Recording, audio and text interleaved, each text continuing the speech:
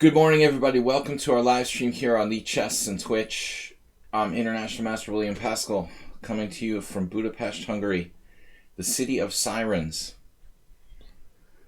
I wish the sirens were beautiful mermaids, but they are not. What is up, Masturbate? What is up? Cheesy Noob Challenging. I've got to ask you guys to play, and girls, everybody, gender neutral. I'll ask all of you to challenge me 5-3 through 7+3. It's refreshing to hear a train whistle instead of ambulance sirens.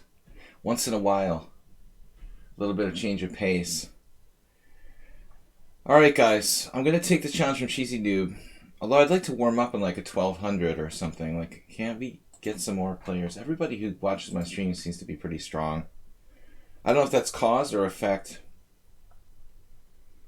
The chicken or the egg? Which came first, the strong opponents or the strong instructive streamer? But everyone that I play here seems to be like 2,000 plus. I'm not popular with like the 1,200 crew. We need some weaker players. Get me warmed up. She's pretty strong. 21-18. It's like, oh man, we're already facing a really strong opponent. I'm not even warmed up. Alright, I'm going to stop complaining now. So you can challenge anything through 5+3 and 7+3, which means 5-3, 5-4, 5-5, 6-3, 6-4, 6-5, up to 7+3. Those are your options. Option A through option G.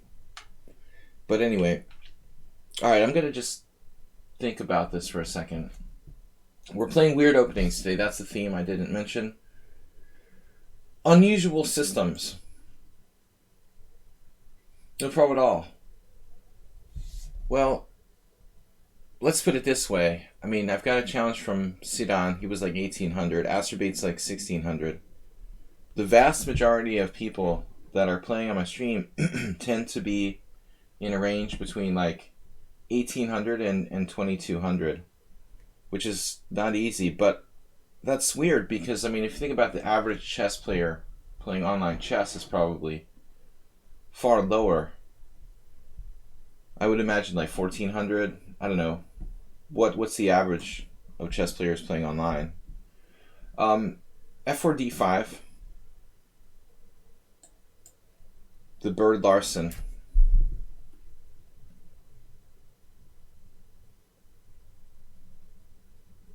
Trixie Cat, hello. No problem at all. Astrobate. Cheesy Noob. The one time I played this, the last time I played this, I probably played it more than once. I should put that game on my...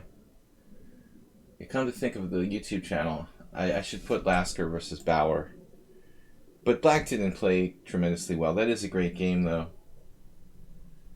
Another Lasker game from the 1800s. I just put one up on my YouTube channel, Video Chess Training on YouTube. But a wonderful game where Lasker played the, quite unusual for him actually, the Bird Larson with white. He sacrificed both bishops on h7 and g7. It's one of his most famous games. But his opponent wasn't a renowned player. So that game is... It's kind of a one-sided affair. Now c6 against me here. In this particular setup, I find rather annoying.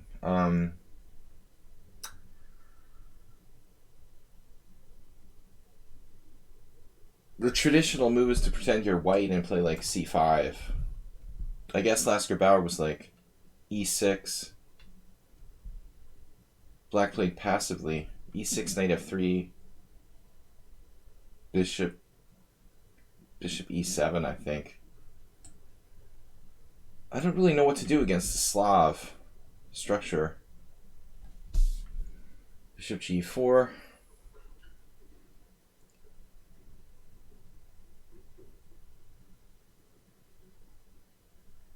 So do I play knight e5 here? Or do I just play e3? I like e3 better in this particular position. I'm not sure there's that much to be gained by knight e5. Black, for his part, can try to achieve e5, I would assume, Knight d7 and queen c7. Yeah, that's the thing that the cheesy noob basically plays for. He does this bishop g4 against almost everything. Also with white, Tory attack reversed. Black gets in bishop g4, fights for control of the e5 square by knocking out the knight on f3, and then tries to achieve e5 himself. Knight on bd7, I would think bishop e2, queen c7, and then black plays for e5. Obviously, I could have prevented that by playing knight e5 myself, but then what would become of my king side? Like, theoretically, if I played knight e5 and he played bishop h5, how do I resolve the development of my king side? Maybe something like just g3, bishop g2. Anyway, a lot to think about. Princess Chess, welcome. Good morning. Very early there for you guys. Wow, Princess Chess. What is that, 5 a.m.? Waking up at 5 a.m. I had to do that 2 years ago for an extended period, but not my thing. I like my late wake up. All right, bishop c5. Originally, I was doing my streams at 10 a.m., but I realized that it was too early, and then I wasn't getting many viewers. Ideally, I should even push it back probably 1 more hour, but then we'll be hurting some viewers no matter what. So bishop c5, this is kind of a weird move. Outside the pawn chain with this bishop, we typically see like bishop e7 or bishop d6, but I think he should be playing knight on bd7. Shouldn't black be playing for e5, and instead of even e6? There's more one way to play, I guess. He's not trying to play e5. He's just going to hang out with the Caro-Kann-like approach. He's not really making an effort. I make this argument in the Dutch, and this is a Dutch reversed in a way. It's like a bird's opening. Black hasn't played c5, but it's essentially a reverse Dutch. If you want to refute the Dutch, you've got to win control of the e5 square or the e4 square if it's a proper Dutch. My whole opening sets out to control this square, right? f4. We're fighting for control of e5. d5, b3, bishop e2. What are we doing? We're controlling e5.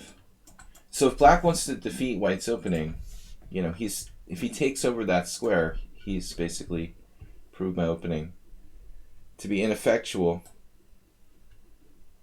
I guess we'll wait here. Bishop c5 is interesting. I mean, he's on this diagonal. What's the biggest problem here for white? Developing my queen knight. Bishop c5 is interesting. It controls e3.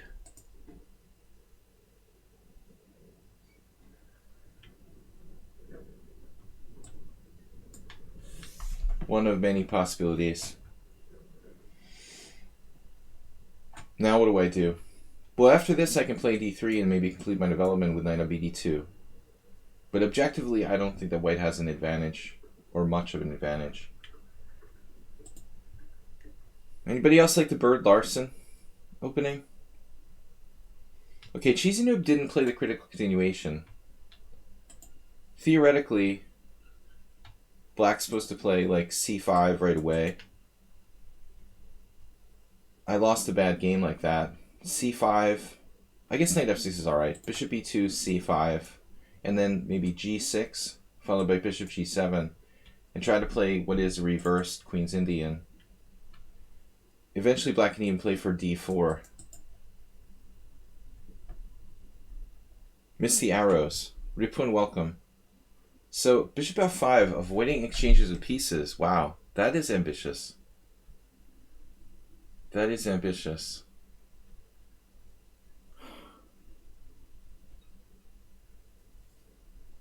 So what do I do next? His bishop prevents me from playing d3, developing my queen knight. But we could go crazy with like g4 here. That doesn't look very safe. D3's out. There's a problem with my queenside knight. This piece is difficult to develop.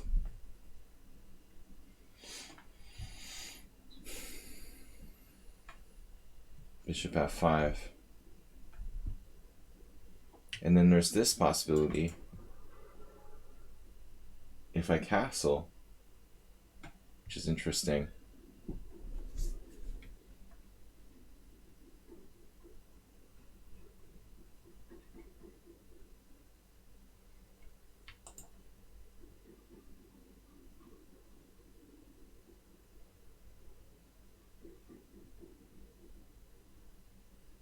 And I don't like d4, weakening the e4 square.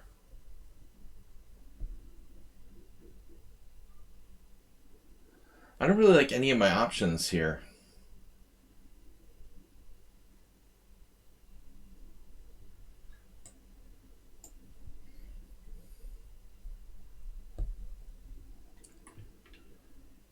This is a borrowed Queen's Indian idea. Not very effective with this particular pawn structure. It's much better if he's played c5. This is so well reinforced. I'm attacking like a stone wall on d5. But it's not about that. I'm trying to get my pieces out. So incorporating the idea of queen e2. Which isn't possible because he's on the c2 pawn. So it's kind of tricky. I don't know how to get myself developed here. It's weird. I even anticipated he might try d4. Kind of a radical move.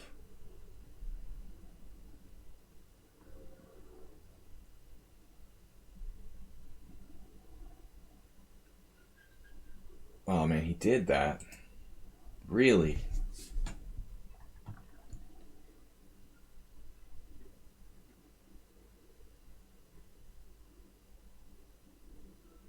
This is going to be a little bit weird.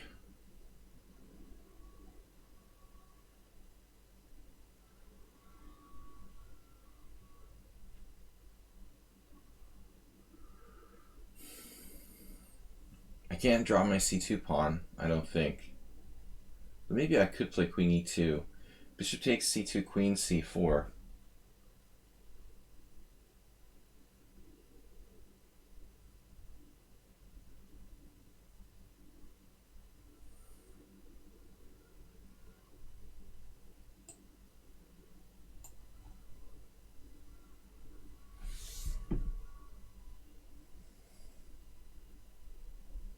I mean, a true materialist would play bishop c2, queen c4, bishop takes b1.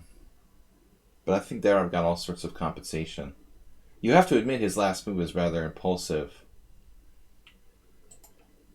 I was concerned about it. I thought I had to take. And if I take, he plays bishop takes and then knight c3 and then knight d5. And I was unsure about my position.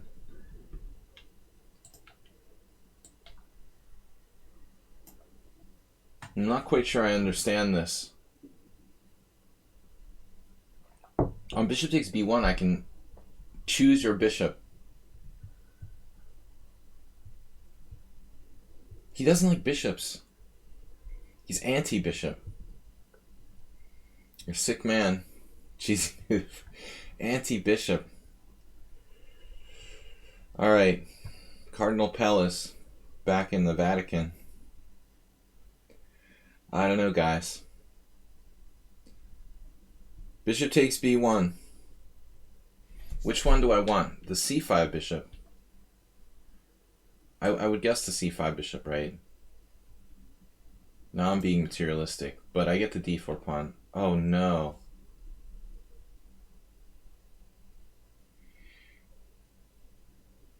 Oh no. I missed it. Sneaky tactic.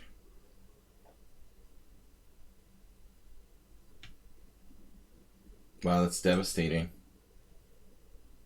Devastating for me. Did you just add time to my clock? Did you guys see that? He did. Don't do that. Don't do that, cheesy noob. That's not good. We don't like that. You forgot. The more time is an insult. That's one of the things that is like a pet peeve of mine. Don't give me more time.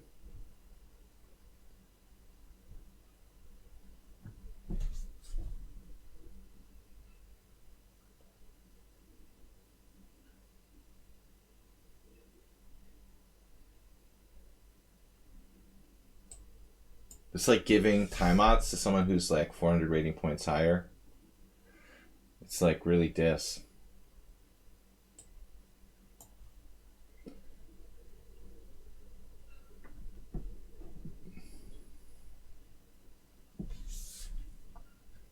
It's also distracting.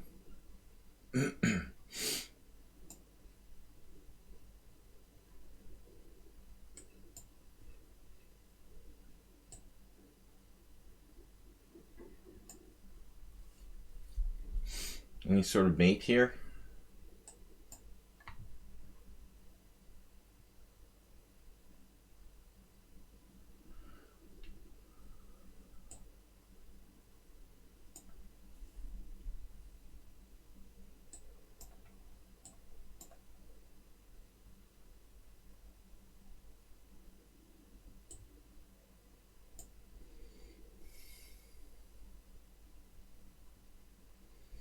He's a few pawns for the piece now.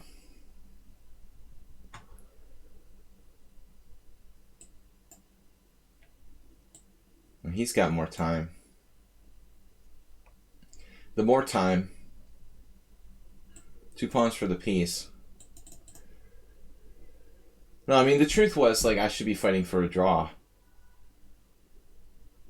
Down a pawn, which he sneakily held on to there.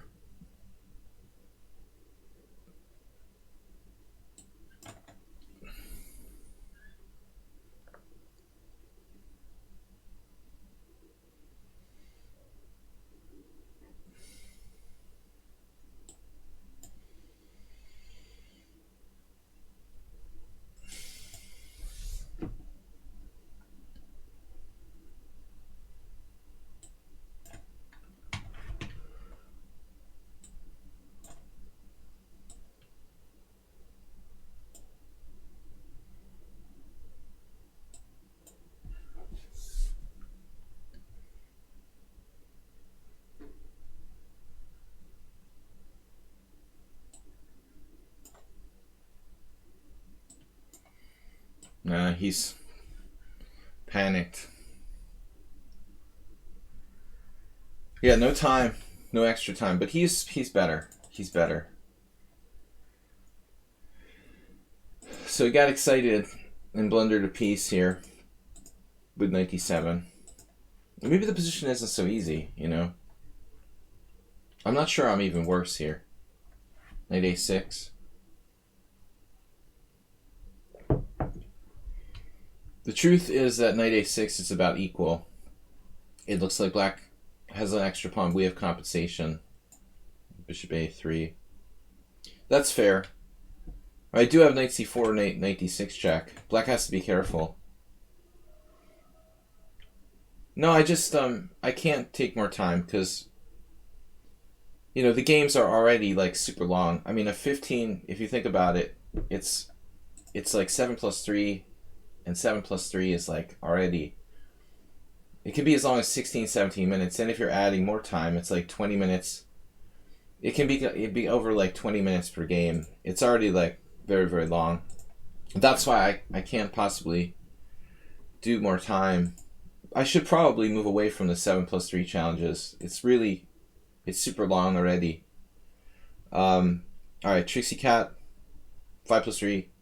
I should take the challengers who are subscribers, but I don't think anybody's a subscriber. We've got weird time controls there. 8 plus 3, Repun, you gotta re-challenge me. As I said, 7-3 is the maximum. I'm just rejecting those challenges that are not fitting the time control. Now I have to play unusual openings, so we're going to play the Wing Gambit in reverse.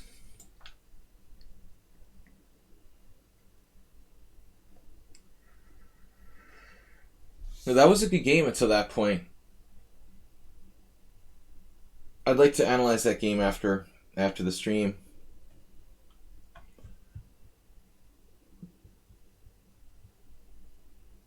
I wonder if I found the best move when you played d4. My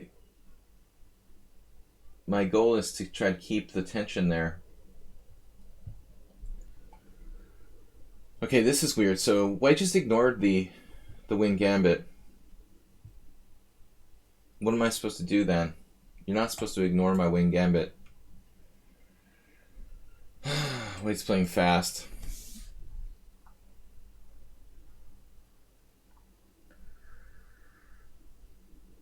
Tricky cat.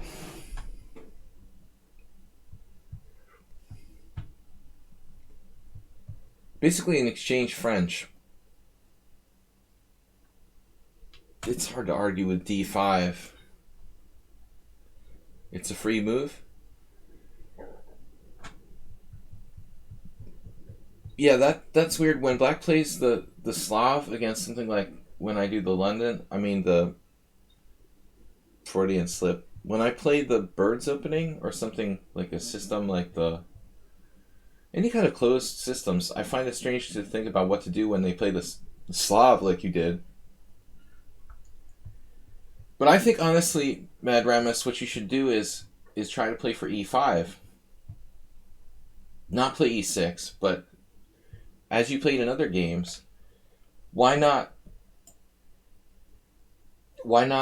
like queen c7 and e5 in one move? That seems so good for black. More aggressive. And you could even incorporate castling queenside or something like that, I suppose. It's like an anti-Dutch. Ignore my opening, yeah. They just totally dissed me.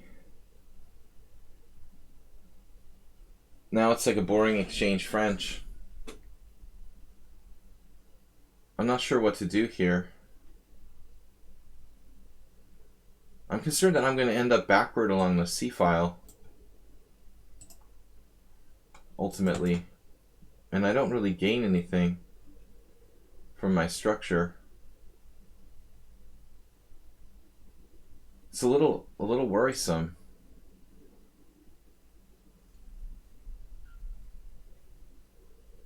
Bishop e4 check.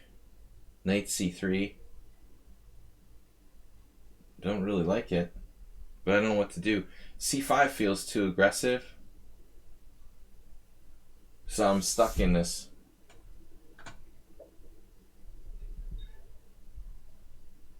Totally vague place. I really don't know what to do. I don't like any of my options. c5, bishop e4 check, bishop d6, bishop e7 is too passive. It's like the fable about Goldilocks and the Three Bears. This bed is too lumpy. This one is too cold. I don't know, I don't like any of the setups here that I can choose from. Bishop e7. Now a6 is not right. I was very concerned about the pin with bishop g5, ultimately. I don't like bishop e4. But bishop e7 is passive. c5 looks too early and risky. Bishop a6 drops a piece. Anyway, that's probably a bad idea. Okay, white also played bishop d to e2, which is passive, so I could look at it that way. I mean, white has choice here, where to go. They could have put the bishop on a more aggressive diagonal, but they chose to play bishop e2. I did the same. But structurally, black is worse because of this pawn on c7. It's just backward. I wouldn't mind playing c5 maybe at some point when I'm better developed. But if I play bishop d6 as an invitation to white to play bishop g5. Right, bishop a6 doesn't work. Take, queen a4 check, wins a piece. But anyways, it is a relatively dry position. It is not symmetrical. It is not entirely symmetrical. So this is not a move that I feared, Bishop e7 was kind of against this move, and they did it anyway.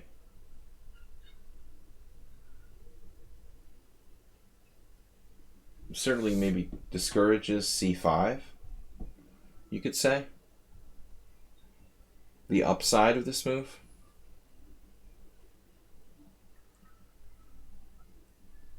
Discourages c5. The upshot. Knight e4. I don't know. There's so many different moves that are possible here. Plausibility.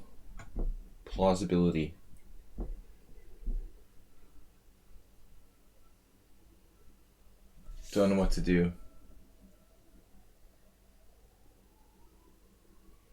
Not entirely symmetrical. c5 is like ridiculous.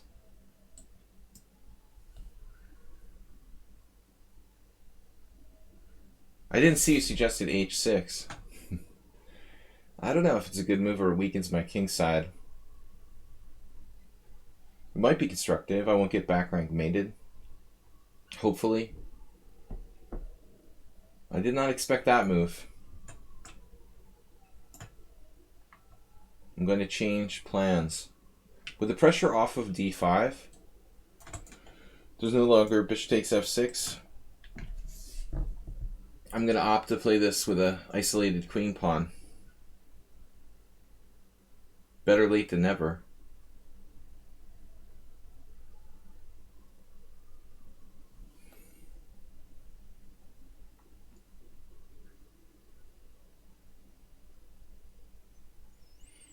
Unfortunately, it's a pretty quick blitz game. We only have like less than half our time and only 10 moves have been played.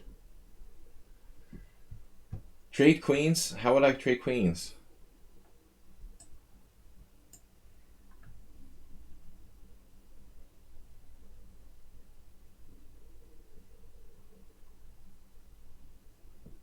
I would imagine it's pretty equal. Now there's problems with the C file.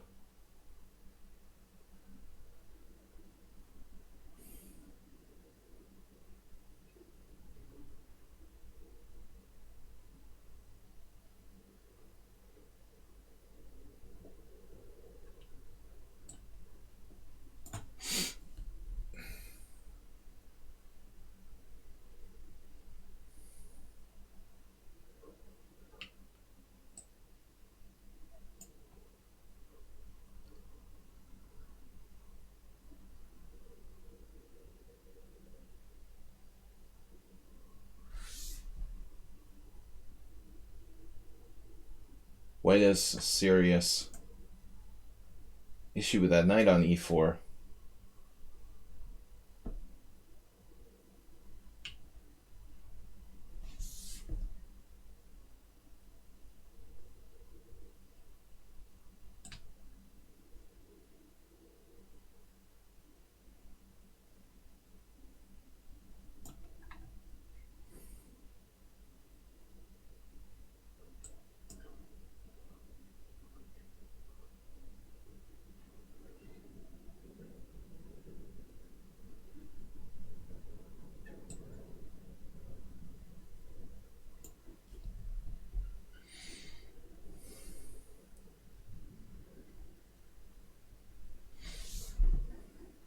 I've never played this player before. They seem pretty solid.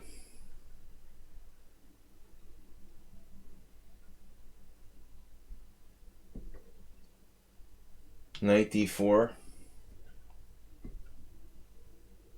I couldn't play bishop d7 because of queen takes d5. It's funny, if knight d4, maybe I go back with bishop d7. Is that absurd? To consider avoiding exchange of pieces? There's some tactical tricks with like bishop b8, rook b8, knight c6 sometimes.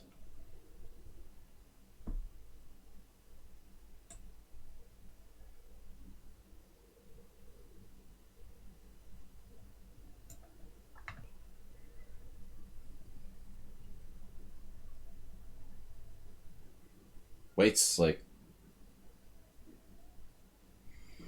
extremely solid structurally. Knight bd2, knight b3 was pretty interesting.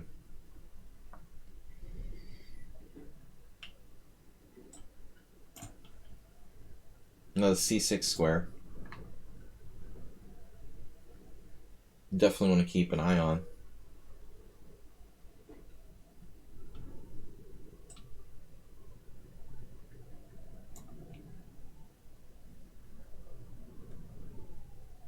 Deep thoughts. But white is probably still better.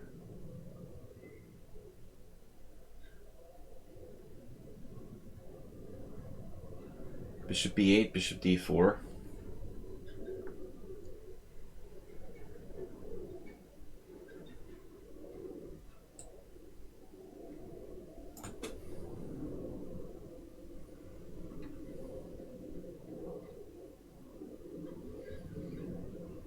I guess if rook c6, queen d8.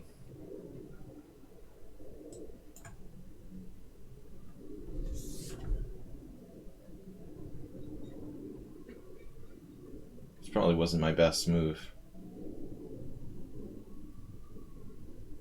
Maybe last move I should play knight e5 now.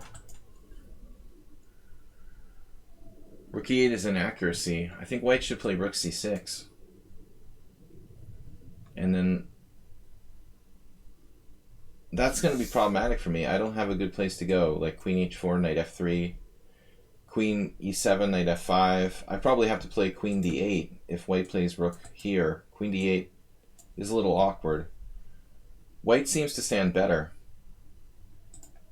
in the final position if rook c6, I'm saying. White just lost on time. I literally have to play queen d8. I looked at queen e5, but it seems strange. And this is weak. I guess rook c6 though is a problem because that will be an issue. You need a good move after this, like knight f3 or something. That doesn't work. Anyway, I don't know. It's chances for both sides here. White played very solidly and lost on time. Equal position.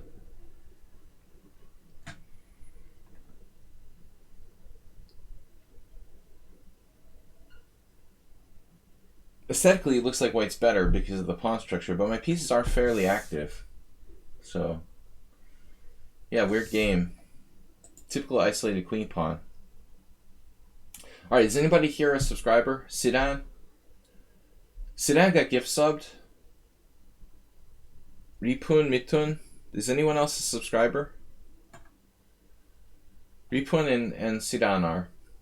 We'll take those challenges first. What do you think how many hours one should work to be world champion?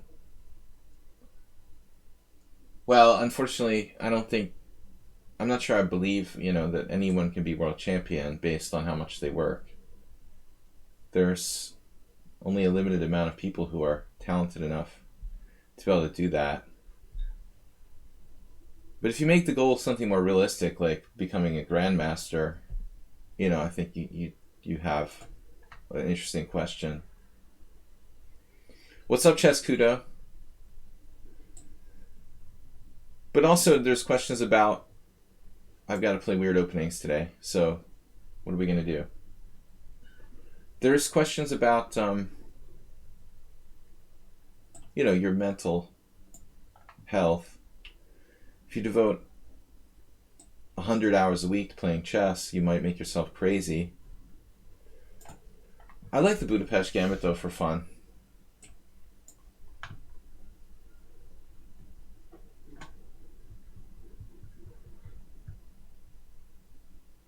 I mean, I don't think just anybody can become world champion. Obviously, that's a deep statement. Some people might believe that, I don't know. But I feel like there's a limited amount of people who have the talent for that, and then they have to work hard enough as well. So, Magnus Carlsen, Fabiano Caruana. I mean, who are the people that are talented enough to become a world champion? But I mean, I would think if you want to be the best you can be at chess, right? Like how many hours? Let's just say that, right? Let's just say to be the best chess player you can possibly be within your limitations, how many hours would you have to study? If we make that the question, it's kind of interesting. Well, I mean, if you really train like super hard, like the most of anybody, you're probably talking like 10 hours a day.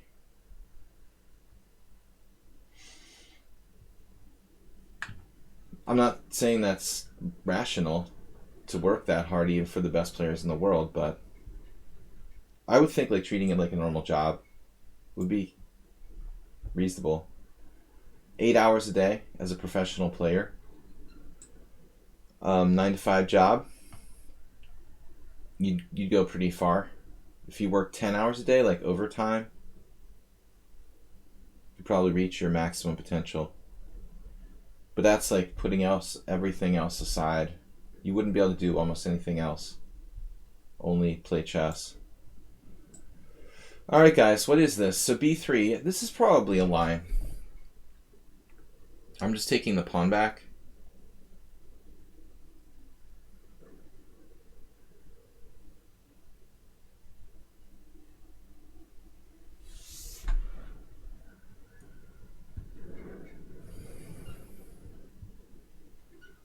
So if I play queen, this is interesting. If I play queen e7, white might have knight c3. Kind of an interesting mix. What about sacrifices on f2? Knight takes f2 now. It doesn't feel right. It's so tempting, right? But black's just behind in development. Knight f2, king f2, knight g4 check. Plus you have to look at other lines like knight f2, queen d5 or something. Knight f2, king f2, knight g4 check.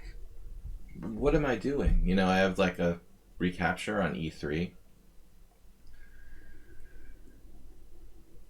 I guess I have to play d6 here. This is the only reasonable move that makes sense. Is there a problem with h3? Do you have a problem?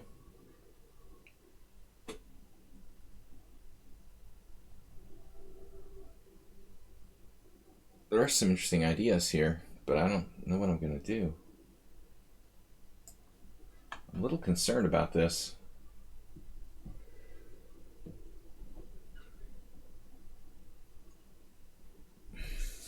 h3 right away. Now no longer does knight f2 work. Alright, well I have to take. But Sidon, you're playing very, very quickly in a complicated position. You should take more time. You have a lot of options, and there's no way you're considering them all, playing that quickly. I mean, you can't consider everything, but I'm using too much time and you're not using enough. I mean, it's very obvious. But I'm also having to talk about the game. If I wasn't doing a stream, I could play a little quicker. But I think you're playing too fast. For me, it's an interesting position. This is not like an opening you play every day. So knight e5, queen g3. Queen h4. Queen h4 feels stupid.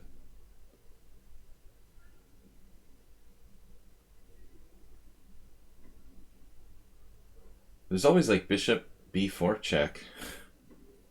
What about that move? Does that bother you at all? Bishop b4 check.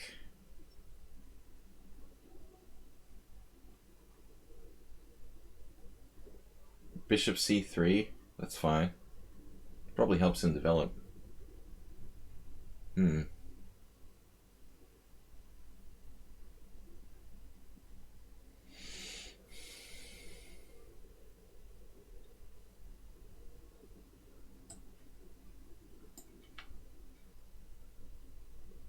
So my rejection of this was based on queen g3.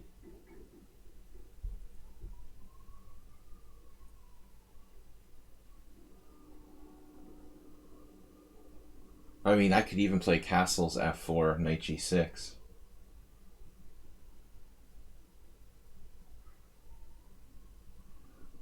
It's very easy for white to overextend himself.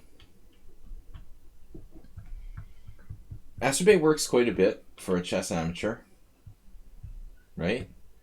Play a lot. You have quite a bit of free time. You're pretty devoted. You should be improving. White just traded off the dark square bishop. You have to have a good reason to make this move, because this is a serious positional concession.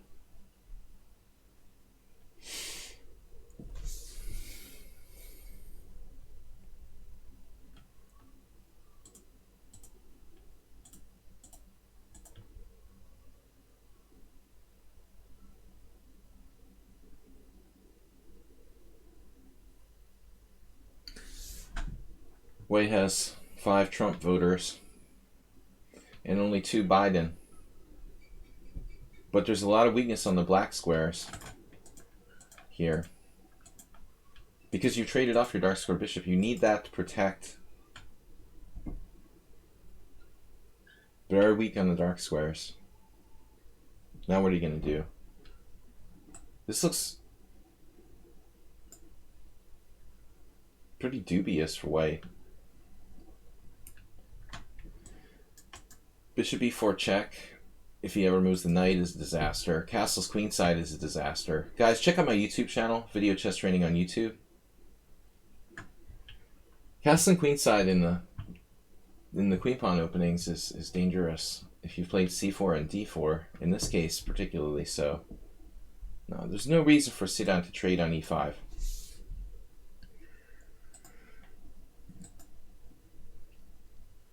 You can't make that move, I don't think, unless you have a really strong plan.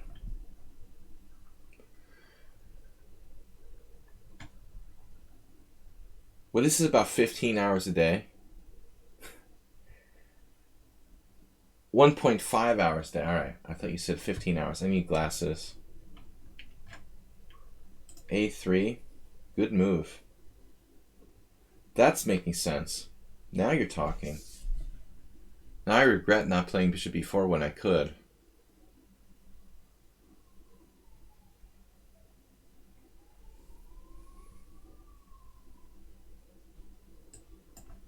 Serious ambulance issues.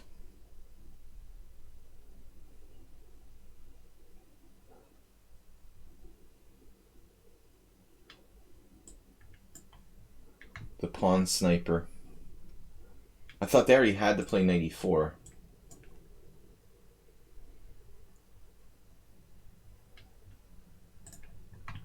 Probably we're just winning a pawn.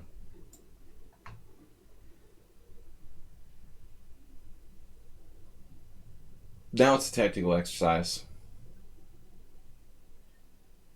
But white's just played too quickly. Period.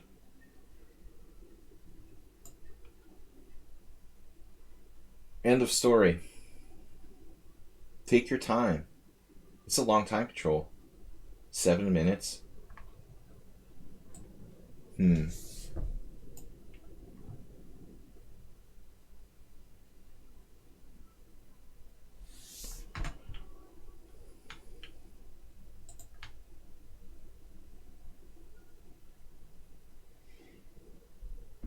I think you have to be very disciplined to improve quickly at chess, I guess. Padron Antoni.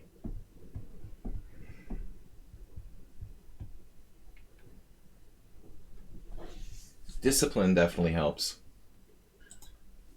You have that as an academic, but not everyone, for sure. I'm more disciplined than I was when I was younger. I don't think I was that disciplined when I was younger.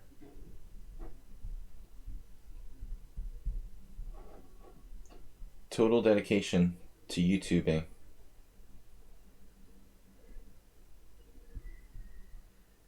I'm disappointed with Hikaru.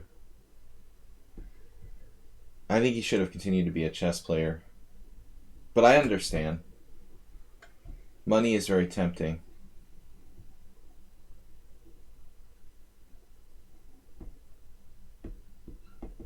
We all have to make choices in life.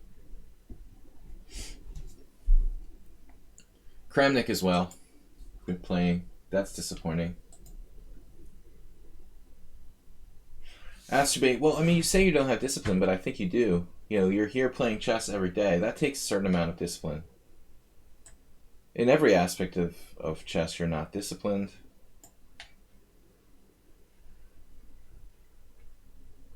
Maybe in the microcosm of the game, you're not that disciplined in your decision making.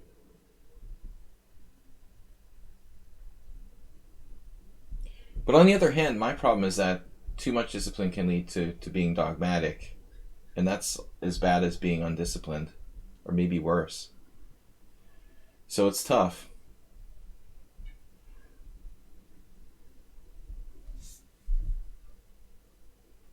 White's queen is in a very strange place here. Coordination.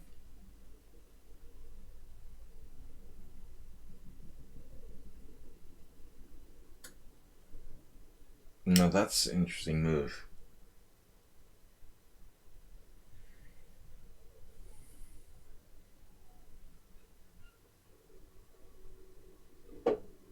Good idea.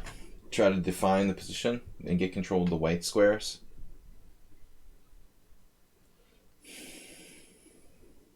I'm very strongly tempted to take on e4.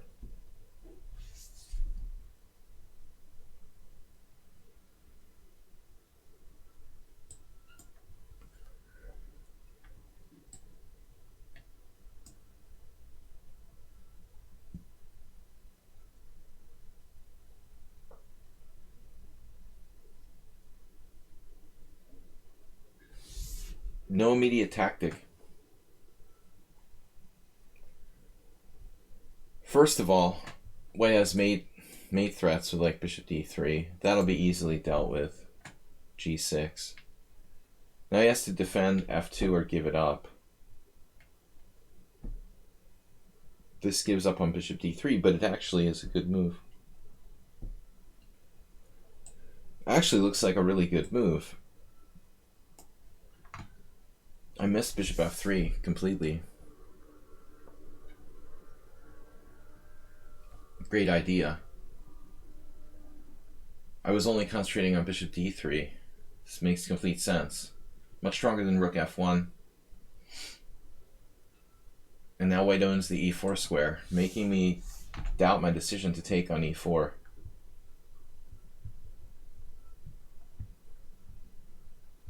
Chess is a prison.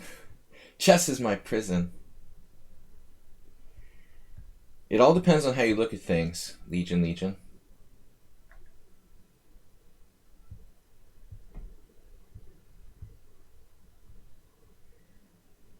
Yes.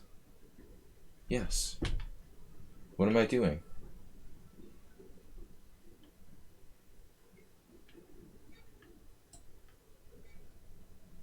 Damn. Well, I have a bad feeling about this.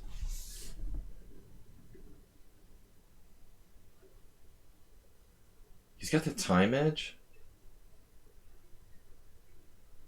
Just when he needs it?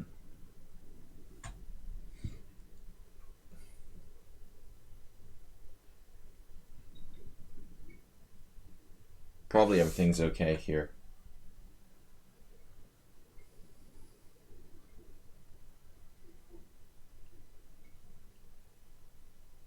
Rook takes. What?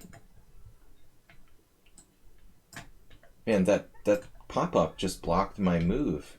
That's messed up.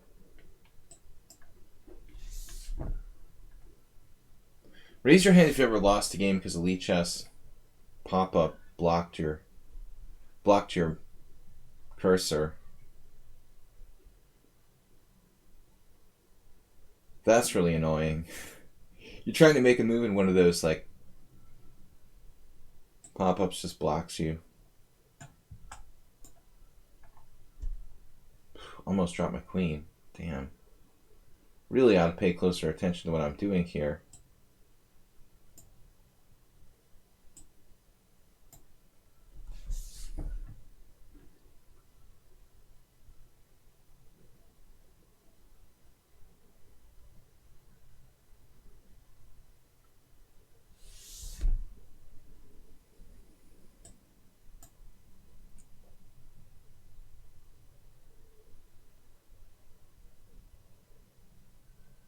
Yes. This is getting kind of annoying.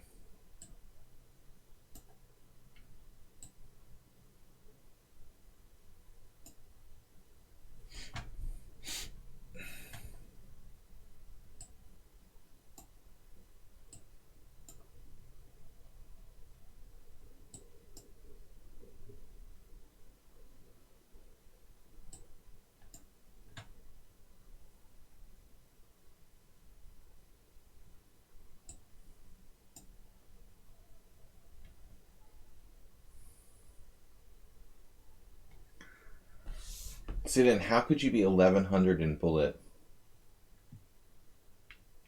How would that be possible?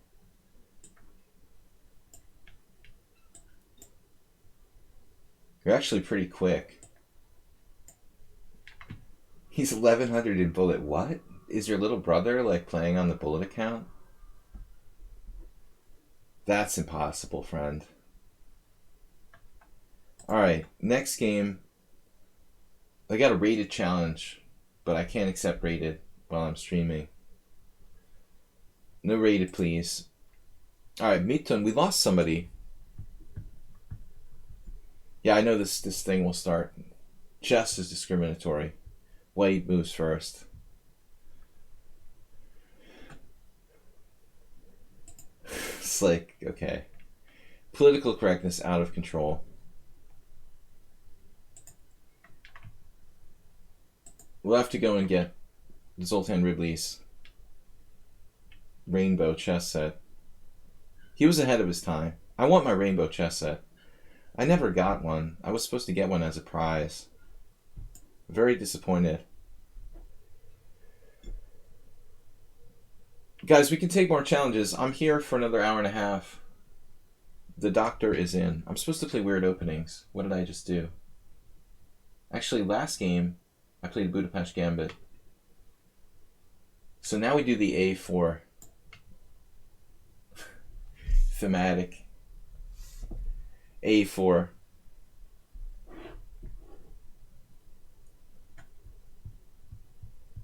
I like chess poker. Chess and poker tournaments. Chess boxing. I did karate when I was a kid, but I didn't really like the physical violence.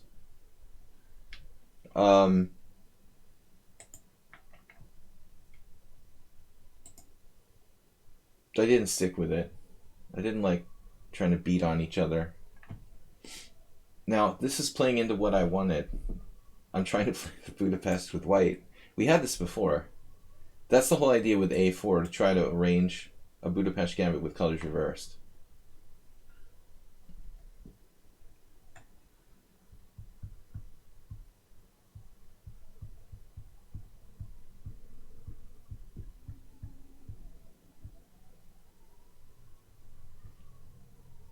Artificially altering a rating, yeah, not really a good idea.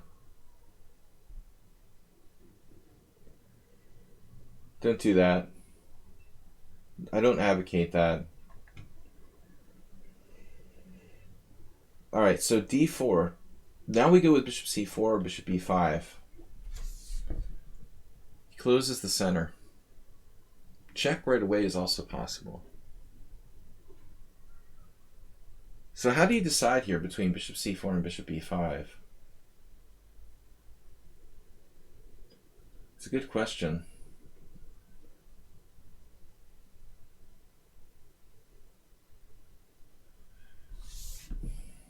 Bishop B5 is automatically defended. I don't know about bishop B5, knight D7, for example.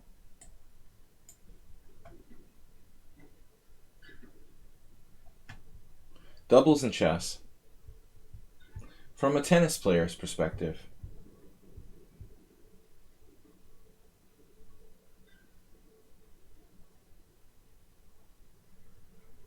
I'm sure that's been done in a limited format. Probably some obscure tournaments that's been tried. No problem at all. But it's a cool idea. Okay, so now we walk right into bishop f7. Actually, we have to think about whether to do bishop f7 knight e5 check or knight e5 directly. Knight e5 directly. Bishop e6, pawn e6, queen h5 check, g6, knight takes g6, knight f6. Oops. And then queen h3, rook g8. Not that simple. So I guess I'm better off doing it this way. Bishop takes, knight e5 check. King f6, knight takes g4 check. King e6. Like, I'm looking at ridiculous variations, but honestly, my knight gets trapped on g4 by h5. So if you analyze something like bishop f7, king f7, knight e5 check, you could get in trouble. Probably my safest bet is to do bishop f7, knight g5 check, and then I'm on the g4 bishop.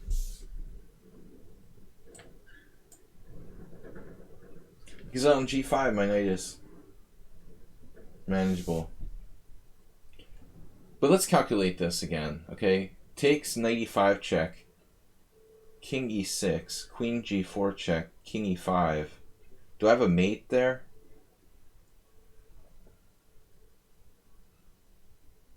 It's like the fried liver attack. Knight e5 check, king e6. Knight g4 h5, black wins a piece. Knight e5 check, king e6, queen g4, king e5. And can you mate the black king on e5? Not a joke. The king is getting away, back to d6.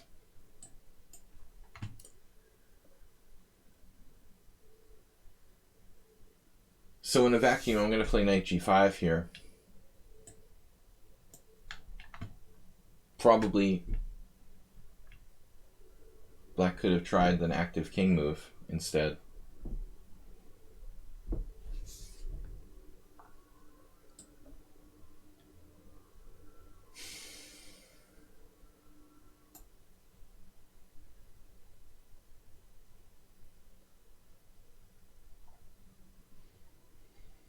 I think a lot of people, even strong players, let's say, might be dismissive of this position. But if you take a 1500 player, they're going to screw this up. This is a very instructive position, teaching people how to win a winning position. Have I ever tried to play with the board reverse? What do you mean? Oh. Playing as if I'm on the other side. I don't know, maybe. I don't remember. The ambulance thing, I looked it up, man. There's no problem at all, we'll appreciate this. There are actually like internet posts about Budapest ambulances. It's not just my imagination. It's like world famous. Tourists and stuff complaining about the sirens here. The city of sirens. It seemed to have gotten worse lately, though. It didn't bother me almost the whole summer, and now suddenly, I guess because the summer's over. It's just they open the window, and it's just, I live in the center of the city. It's just like, it's 24 hours a day, almost. I don't know about this check. The trading queen seems to help him a little bit by bringing his pawn to d6.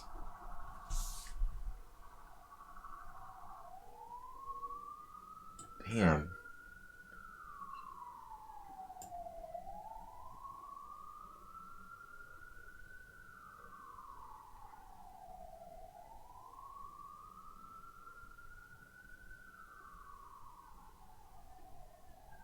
There's a second ambulance on top of the first one now, in the background. It's just out of control. Maybe they're like moving a lot of COVID patients or something. I don't know. I'm sure that it's not as bad if you live like in the outskirts of the city or something. The thing that pissed me off was like last night it was like 11:30 at night and the ambulance drivers like still use their sirens. There's no traffic at 11:30 whatsoever. There's no reason that you have to like turn the siren on full strength at 11:30 at night. They're just like doing it out of habit. But I'm sure like in the West there might be some kind of laws about like sound pollution. Even that's probably hard to enforce for Western countries. But here I'm sure it's non-existent. I never heard of anything like hospital getting sued for having sound pollution. What about knight f7? Their ambulances cause sound pollution. It's extremely annoying though. I just want to open the window to get some air, and it's just like non-stop sirens. I try not to think about it. Keeps coming back. So that's interesting, Padre and Tony, going back to what you were saying about playing from the other side. I'll tell you something that really pisses me off, though, besides ambulance. When people over the board at tournaments, they did another one. They do the stand behind you. They get up and they stand behind you, looking at the board from your side. I'm sure that someone told them that that was a useful exercise too. But it's very distracting and irritating for the opponent if you do that. Don't do that. If you do have to do it, like stand at a distance or something. But I think that some people will purposely do it as a distractionary tactic to kind of upset you. Alright. That was a reverse. Yeah, that was a reverse. I spent a long time thinking about this one day. Like, what's the best move for white to try to play the reverse Budapest Gambit? Theme of the day is Budapest. Ambulance, sirens, Budapest Gambit reversed. For a while I was thinking like A3 might be a good move. But there was some problem with A3. I mean, I guess it's possible to play A3, C5, E4 as well. It's just not as constructive as A4. It's a possible variant though. Playing chess with two sets of the same color? Oh, that's cool. That I've never seen. Talk about complete confusion. That'd be cool to do that feature online, dude. Legion, do you know there's any chess site where that's possible? Because the computer could keep track of where the pieces really are. Over the board it would be tricky. You would like forget and then argue about like whose piece it was. But if the computer just wouldn't let you make the moves, it would be an awesome training exercise. Yeah, that's a great idea. Am I white every game? Just lately. Alright guys, weird openings Wednesday. That's enough for the Budapest Gambit. Now I played the Wing Gambit earlier.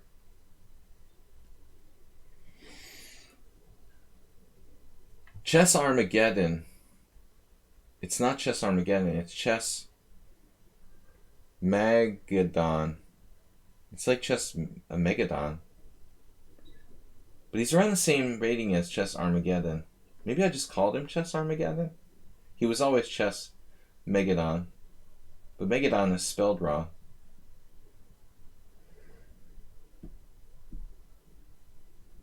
I'm getting a headache from my stupid comments. Alright.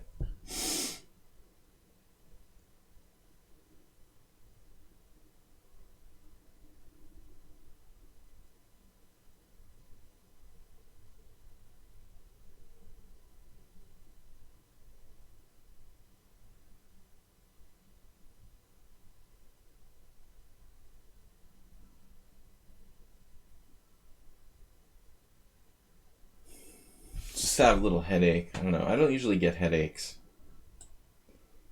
What am I doing here?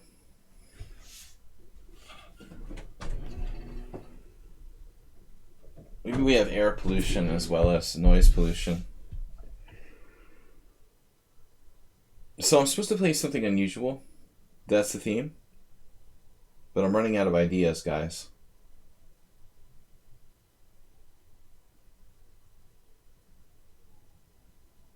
Chess Megadon.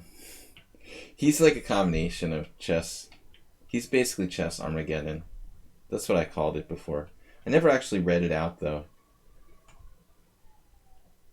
It's not Chess Megadon or Chess Armageddon. It's Chess Megadon. Chess Magadon. What am I trying to do here, guys? I'm going to have to close the window. I'm going to lose my mind if I hear it anymore. Chinese water torture by ambulance. Seriously. I'm going to play b3.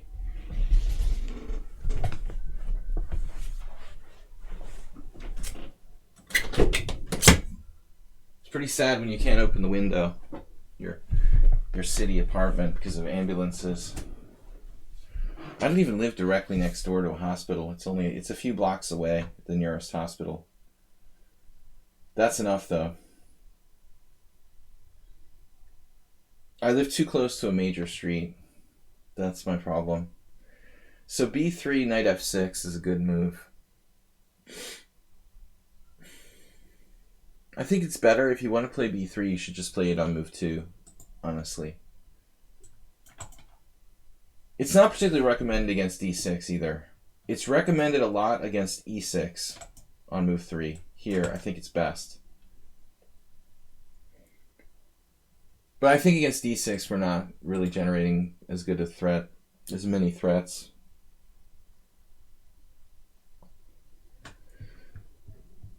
Blobix. Blobix played b3 a lot. What about e5? There's traps, right? e5 takes. Knight takes e5, queen d4, and then you like trap the queen in the corner. That's a famous trap. Balkush. Balkush is live. But my problem with e5 is that it's not, it's not a move that develops. It doesn't develop the pieces. Anyway. There's traps like takes, knight takes, queen d4, knight c4, queen a1.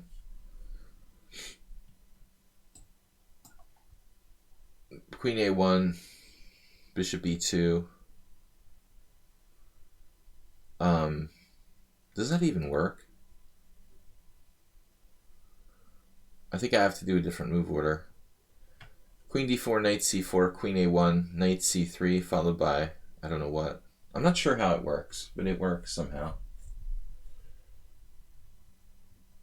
Maybe I do bishop e5 check first.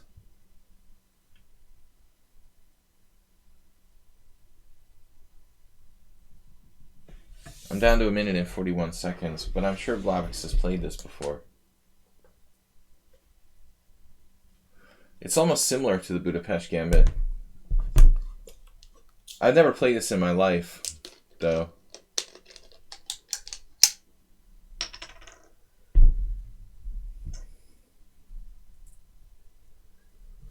I've been getting good sleep. I don't know why I have a headache. Air pollution. Too much carbon monoxide in the air. I don't know what it is. I'm sure that we have really bad air quality.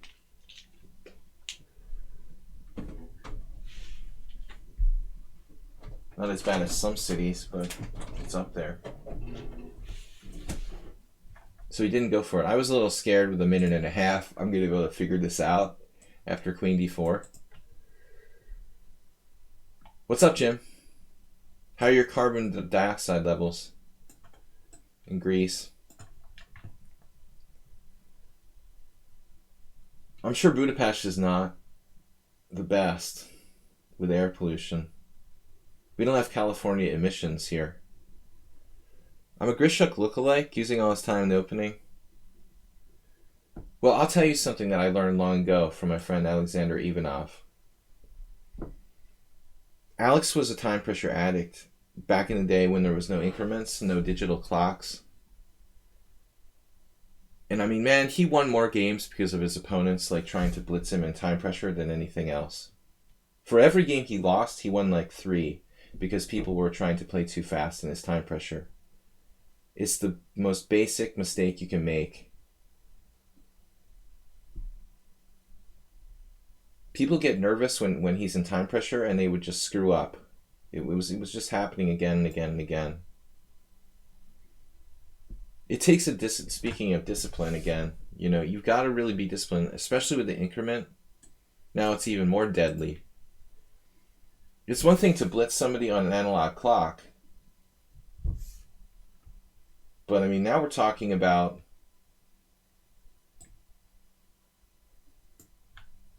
the guy having an increment. Like, he's never going to lose on time. Just get down to 1 second and make his move.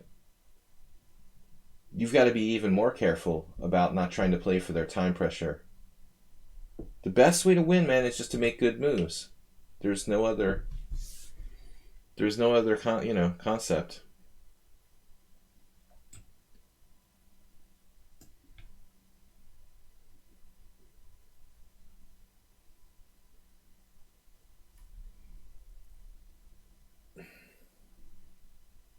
Just increase the pressure on the board. That's all you can do. Don't try to flag people. Let the moves speak for themselves.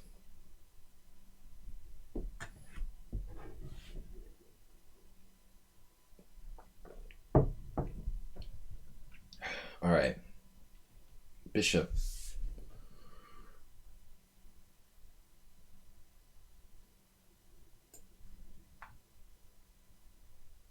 I almost traded on d7. I was like, nah.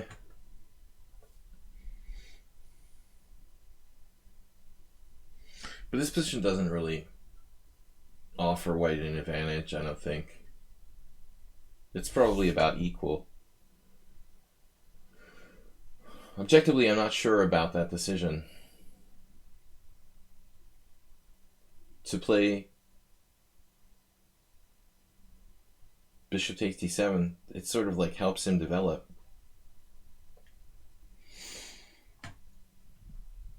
My poor d-pawn. I'm not worried about my d-pawn. My bishop is developed on b2. But you bring up an interesting point, Antoni. There is a backwardness on the d-file that I think gives black a sort of positional edge structurally.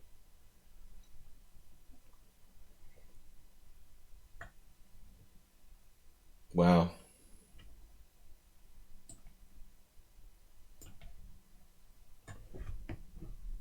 f7 looks weak after rook e8. There's nothing special I can do about it. I could see the double bishop sacrifice here, though.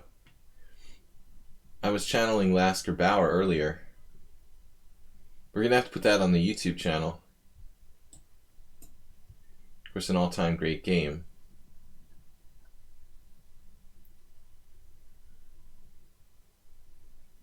But I don't really have time. Knight d5. Wow.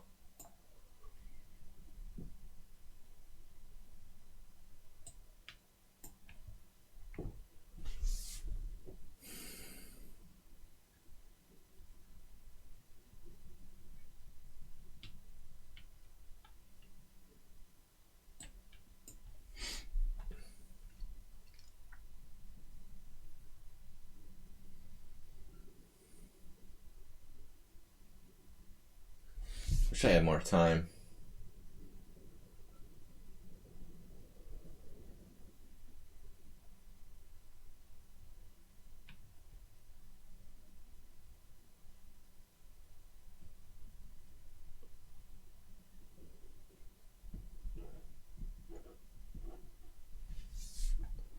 Chess Megadon.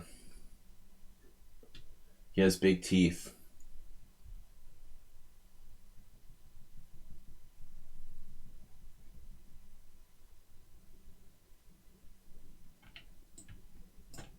Damn it.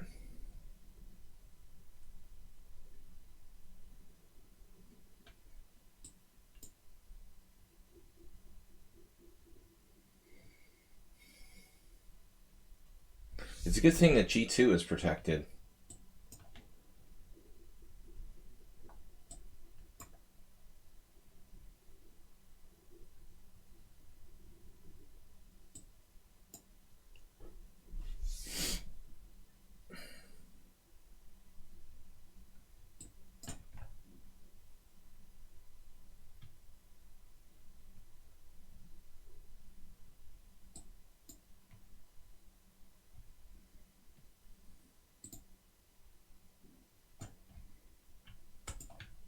There's actual games here.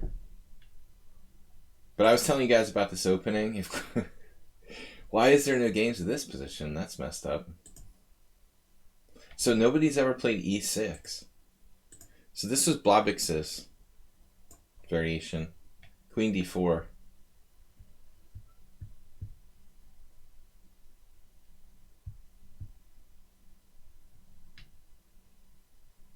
Queen D4, Bishop E5 check. And then the engine says the best move is Bishop D7, but everybody chose Knight BD7. That's funny. Rene Vasquez actually played this.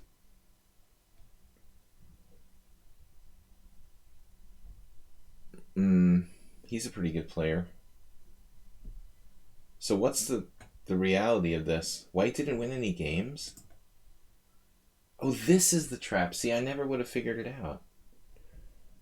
I thought you could do like Knight C4. You can. Have you guys seen this? Because Blobix showed me before. It's crazy. Like Queen B2, Knight C3. Now we're trapping that guy. Girl. Whatever. Yeah. Black is lost here. After Bishop E2. Well, after Queen B2. So they all did this.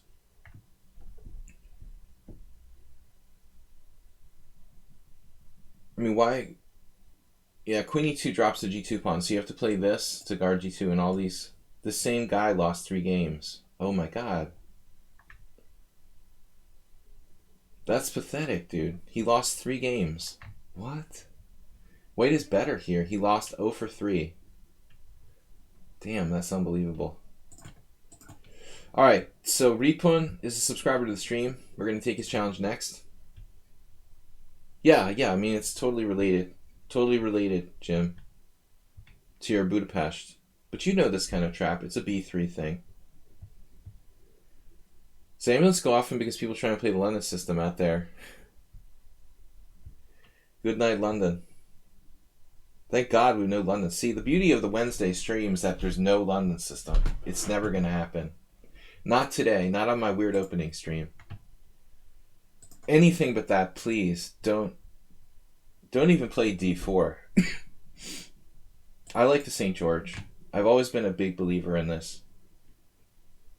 Another interesting try, though, is to play E6 and like fake people out and make them think you're going to play the French and then play A6.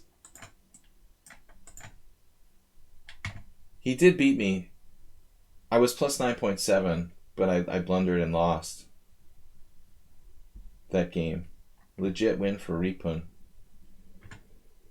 Yesterday, Schieberspieler in our tournament on Tuesday, last night, also lost to, what, like a 1900 player? It's possible. You let your guard down. Anybody can beat you. So G3. This is a good move, G3. Nothing wrong with that. A6 not the most useful move necessarily for black here. Just for something fun. E4, E5, G3, A6. I don't think that A6 is a great move, but I thought I'd try something different. That's an interesting opening. E4, E5, Knight F3, Knight C6, G3. I have one student who's played a number of games there. Anti-Roy Lopez.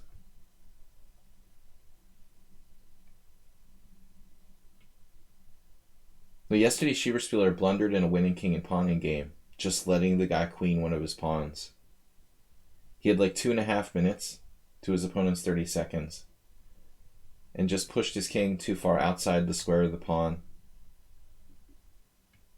That's really sad. Now a6 is constructive. You've got to like never let your guard down when you play low-rated players or anybody. Treat everyone like they're Magnus Carlsen. Till the game is over. Guys, check out my YouTube channel, Video Chess Training on YouTube. Don't forget to support the stream. Tomorrow night is our subscriber stream, so please stop by for that, friends. If you are a subscriber to the stream, you can supply me with a game to analyze for tomorrow night's stream. I think I only have like four or five, and we usually do 10. Playing for f5. You can play for f5. Play it right away. I don't know. That looks a little dangerous. I would prefer to play knight e7 here with the idea of f5. But the thing is, what do you guys think about f5?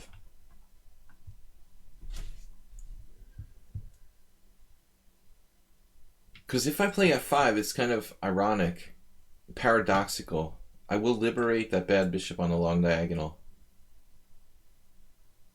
Is it worth it to open up his own bad piece, essentially? Do you want to play f5? Now, white just sacrificed the pawn with b4. Interesting. Very interesting. Basically like an Evans gambit.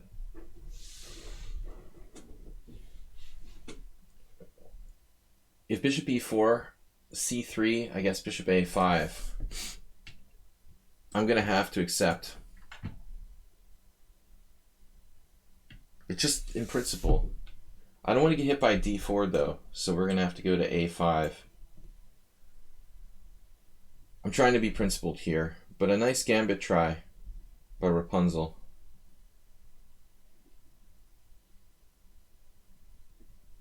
Rapunzel. Get it? That's a nice try. Playing in the spirit of the Evans gambit.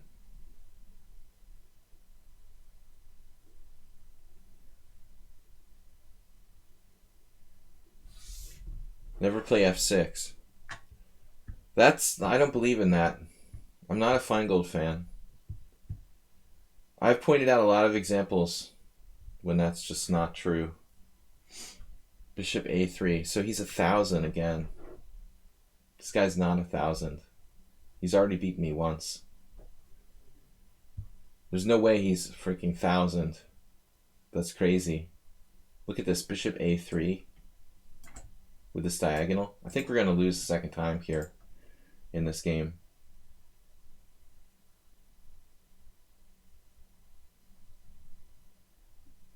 Highly suspicious. He is not 1,000. So take. Let's see, bishop b6. First of all, to play b4 and sacrifice that pawn shows an immense amount of creativity.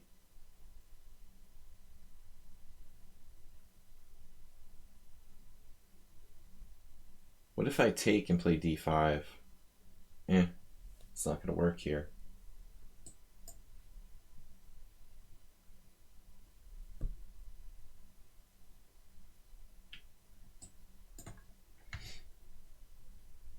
Maybe I should have considered b5.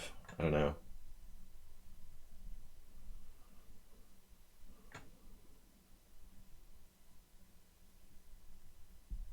With the idea of bishop g4 to put pressure on the d4 pawn.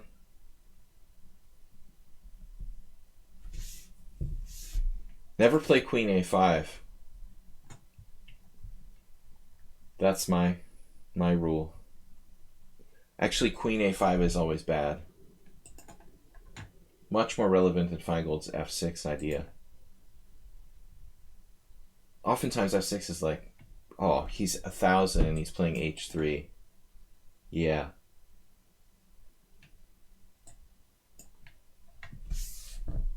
It's like Karpov's playing white. Give me a break. I should have played b5.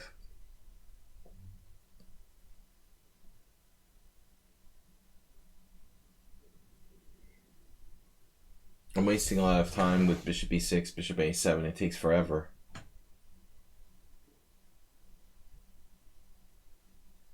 White's play is so fundamental. The Evans Gambit. Now I have to get back. Get back, Jojo. I don't know about d5 though. I don't love his d5 move.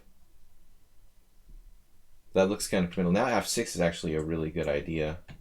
Spassky-esque. Spassky would not agree with Ben Feingold about f6. Knight g5. No, you're gone. Bye-bye. Goodbye. Goodbye. Was that America Online?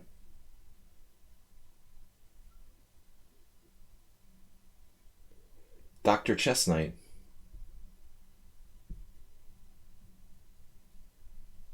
Dr. Chess. What's up? We have a very strong opponent here, but he's still growing. A lot of interesting ideas. Evans Gambit, bishop a3, but then he sort of left the building with d5. You're doing a really good job keeping the tension here, but you need to keep the tension, keep the pressure. Truly, it's not that easy to find a move, though. Where is he supposed to go? Maybe queen b3, but he would drop control of d4. I thought queen b3, because he has the threat of knight g5, I would probably have to play h6. But then still the question remains, how does he protect his d4 pawn? Maybe rook e1 was too passive, if we want to go back. He could have started with h3 first, and then played like queen b3 and rook d1 or something more aggressive. But I don't like d5. d5 was bad. Now we've got a great position. We're a clear pawn up with a good blockade on the dark squares. And c5 outpost here. And I'm ready to play f5.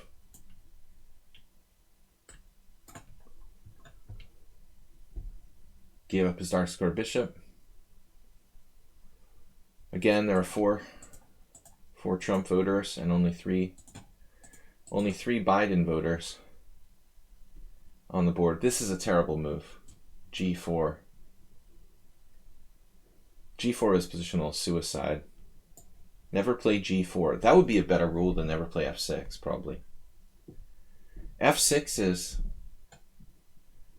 the political. You can't resist the political after the news I read about yesterday's debate.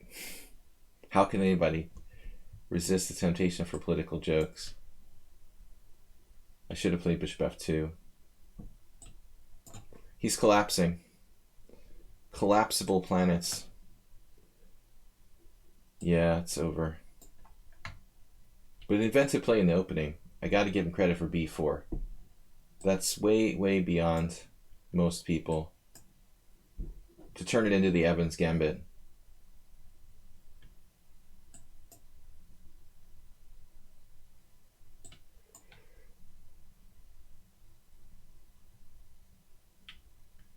I wouldn't be surprised if a national debate came to like a fist fight or something. It would be like a Central European Parliament or something. We would totally degenerate to like Ukrainian Parliament. I'm surprised. There must be some kind of contingency in place for if like Biden and Trump start like beating on each other.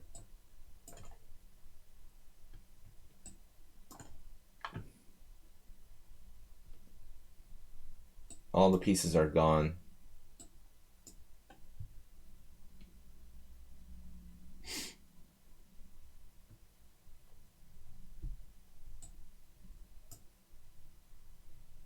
I'm playing for mate. It's overwhelming. Is there no mate in 1? No mate in 2? No. The draw offer. Still not mate. I missed mate in 1 with bishop f3. It's embarrassing. Anticlimactic.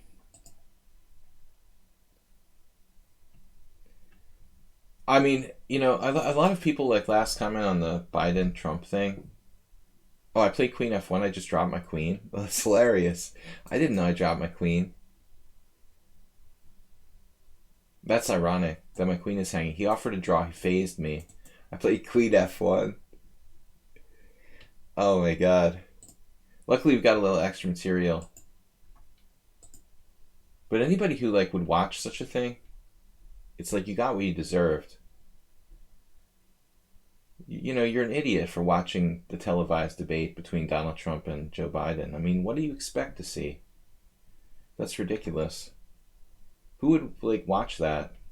Unless you like, you know, reality TV or whatever. Anyway, let's play some chess. We've got Jim in the challenges. Tukame. Who's a subscriber here?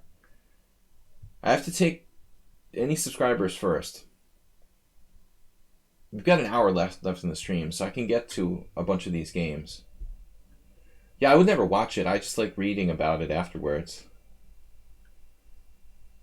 Reading the commentary. I can't watch late night sports anyway. I need to get my beauty sleep.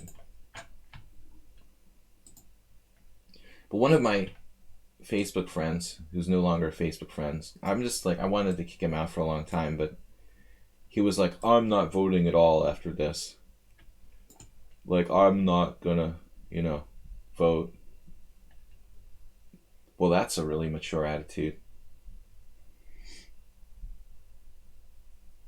What are you doing, Jim? D5. Yeah, let's just neglect our civic duty.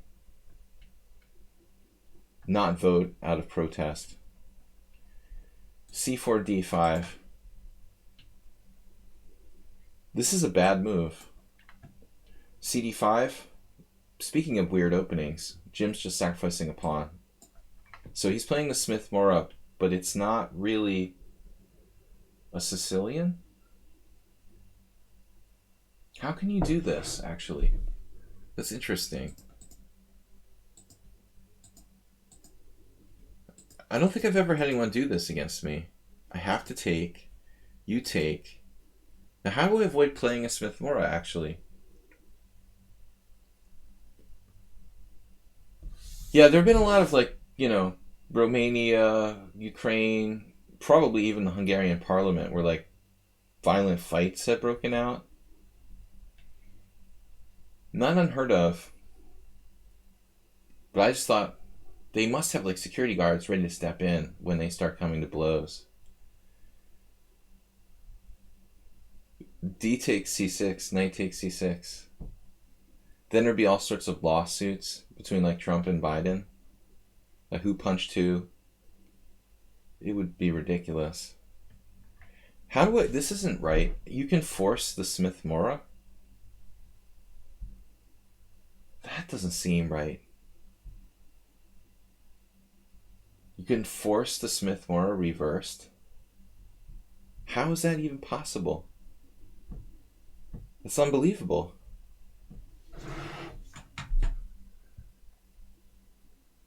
C4, D5. You didn't even play E4. How the heck can you force a Smith-Morra without playing E4? That's seriously messed up. I've never seen anybody do anything like that. Wow. I'm sure that it's been done, but... Man, in all my years of chess, which I'm not revealing, I don't think that anybody's ever done this against me. Yes, on the later move, like C4, E5, knight C3, you know, or G3, D5 or whatever, you would think like White would have a way of doing something else. It's weird. So I literally am forced to play a reverse Smith-Morra. I can't play D4. There's no alternative. Weird. And I wasted all my time here, but I'm still stunned. I can't believe it. What is that, recommended by Mark Esserman? D5, exclamation point. CD5, forcing the Smith-Morra.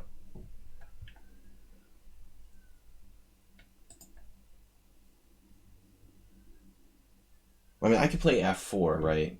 But I mean, that's strategically dubious. F4, exclamation. B4, wing gambit theme.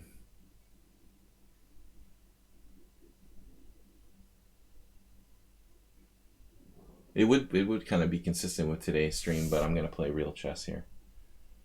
We're going to try to play real chess. Seriously, what am I doing? Damn. It's just a Smith-Morra reversed. There's no way around it. No way around it.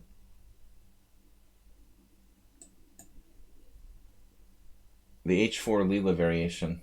I mean, the only move that was interesting to me is F4. Because it plays against E5. It's playable, it's sort of dubious. I thought just G6, F4, G6.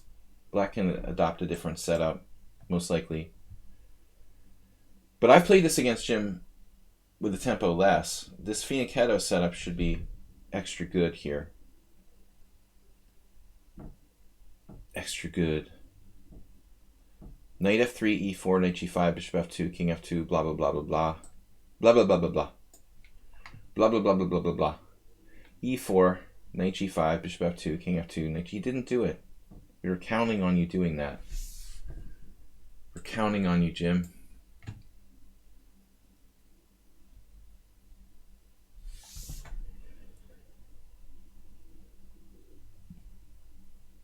It's a extra tempo. It has to be good for me to play this variation with an extra move. Probably the best, I would think. Solid kingside Fianchetto if you can get it. None of your tricks work because of the extra tempo.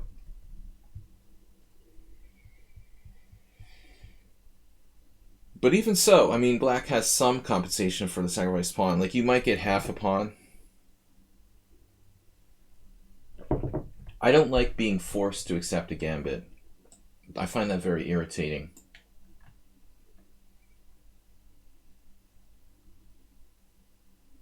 I'm playing with white and I'm forced to accept your stupid gambit. This is the simplest continuation, obviously.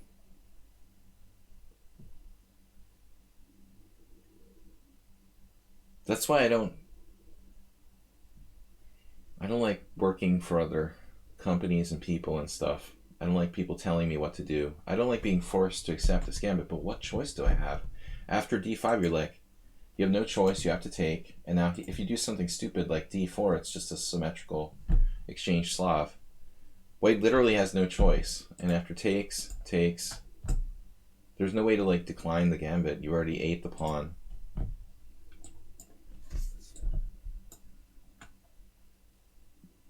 The more pieces I can trade, the better. Black has good control of D4, though.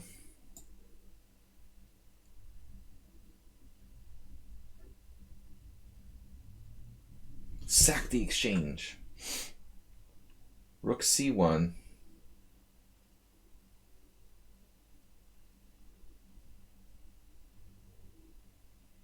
And Rook C1 is very logical.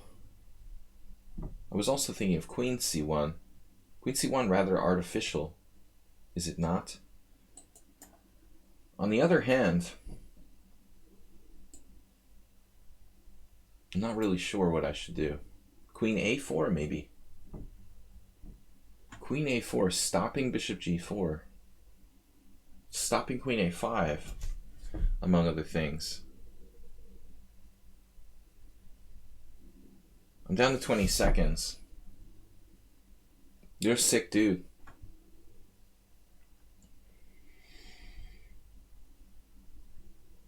I told people not to play for time pressure, not to play for time. But Jim just does his thing. He doesn't listen.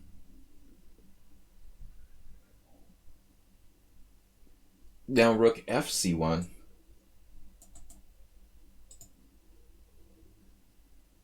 I don't know if that's really preferable for any reason.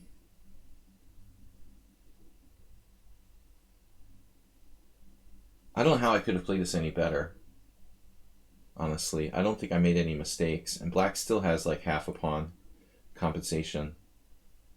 Doesn't seem fair.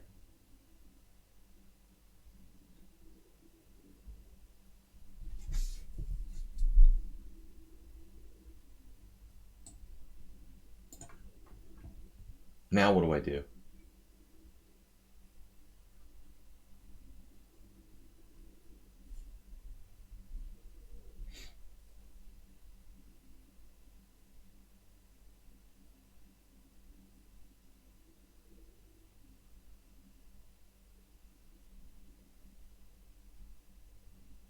He's played like perfectly. Both sides have played perfectly. Every single move.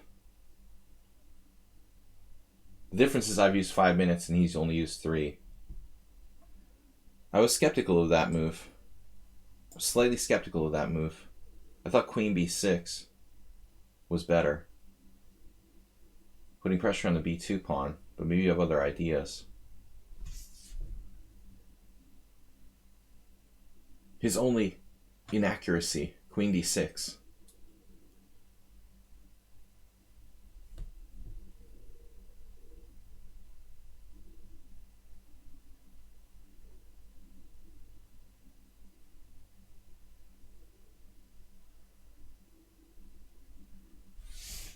But h4, Legion, when are you talking about h4?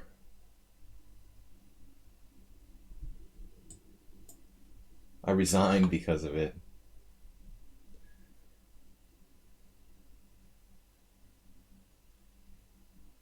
Asteroid, thanks for pointing that out. Maybe h5.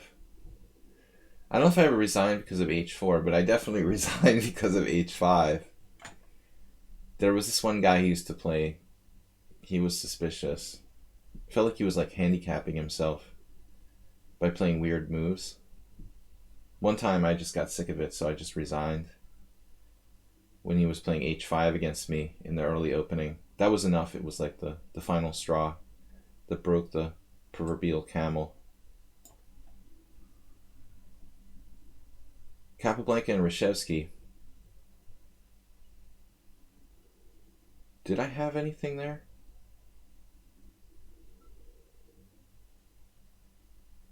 Oh my gosh, what are you doing?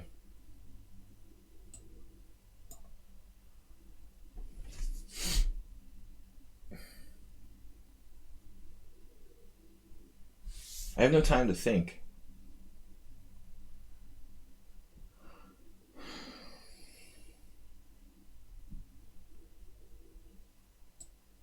Stop making good moves already. Drive me crazy.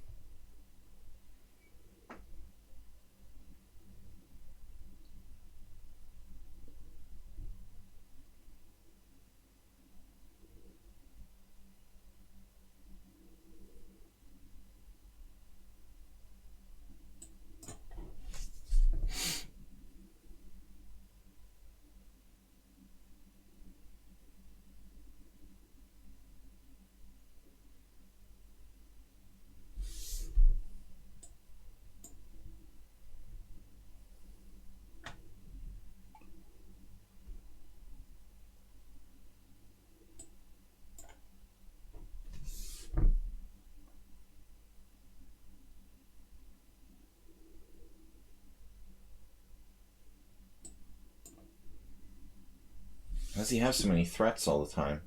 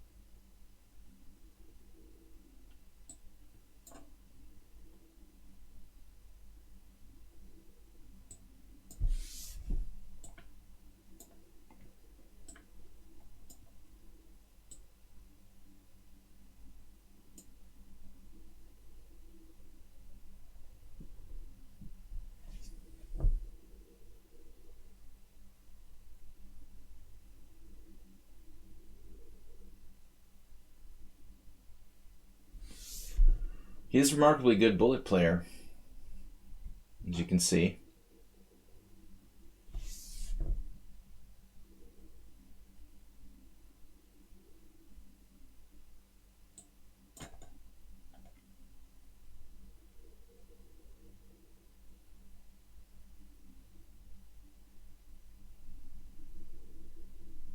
Just gave up. He gave up. Knight d4. We're up 2 pawns. I guess you could play f6 here. Maybe last chance. It's not going to matter though. I have queen c5. Followed by knight d4. f6, yeah. I mean, I'm winning here. It was a good fight. Did anybody make any mistakes? I want to see if the reverse Mora is really played by anybody. Is there any games where this has actually been played? Wow. It's not that stupid, you know. Topolovich. Not Topolov, Topolovich. It's like Panasonic. Used to be able to buy those in the secondhand market here. Stereos by Panasonic. Chess by Topolovich. But this is a novelty. What can I do? I have to do this. Knight c3. Best move and novelty. So we transposed. There's some games. Fernando Silva. Johann Sebastian Christensen. The young Johann with 2236 ELO in 2014. Alright guys, I've got 40 minutes left. Good game, Jim. I managed to stay there better. So if anybody's a subscriber to the stream, let me know. I think J.K. Linney is. Is anybody else amongst the challengers a subscriber? Because I will take the subscribers first. I had 13 cent upon loss, 2 inaccuracies. Do you know what I did yesterday? I was very accurate in our Tuesday tournament. I didn't have to play Schieberspieler or DK guy, but I told Astrobait, I played 7 games and I only made 1 mistake. Like I played a bunch of inaccuracies, maybe like 8 or 9 inaccuracies. But it was probably my cleanest games ever. Like I literally made only 1 mistake out of 7 games. Very low cent upon loss. But I've been losing a lot to you, Jim, and I decided to draw a line in the sand. Alright, so J.K. Linney. I think J.K. is a subscriber to the stream.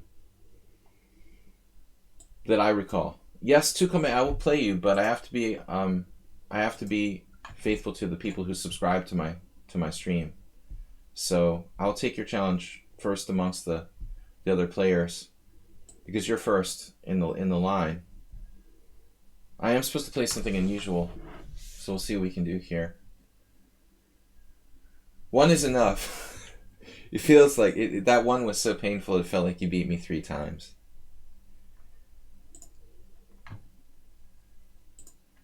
It was enough. Alright, so I want to try to improvise here with something funky. Let's play b4. This is not bad, though. It's like Polish against the King's Indian. It's considered a legitimate system for white. Jim looks down on b4, though. Right?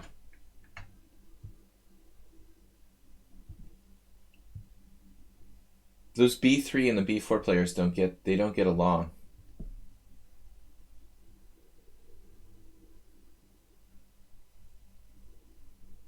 The 1 loss was enough for a while. I was hurting.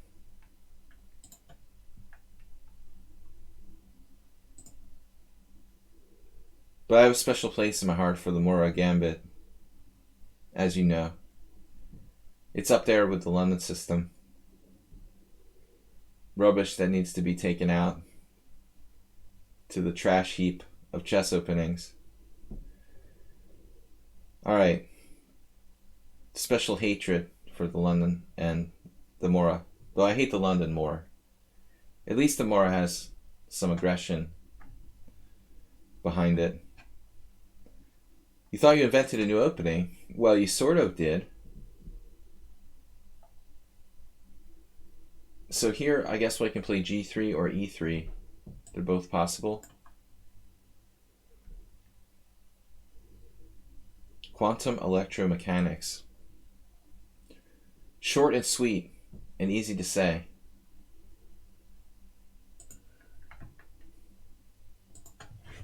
Welcome guys to the stream.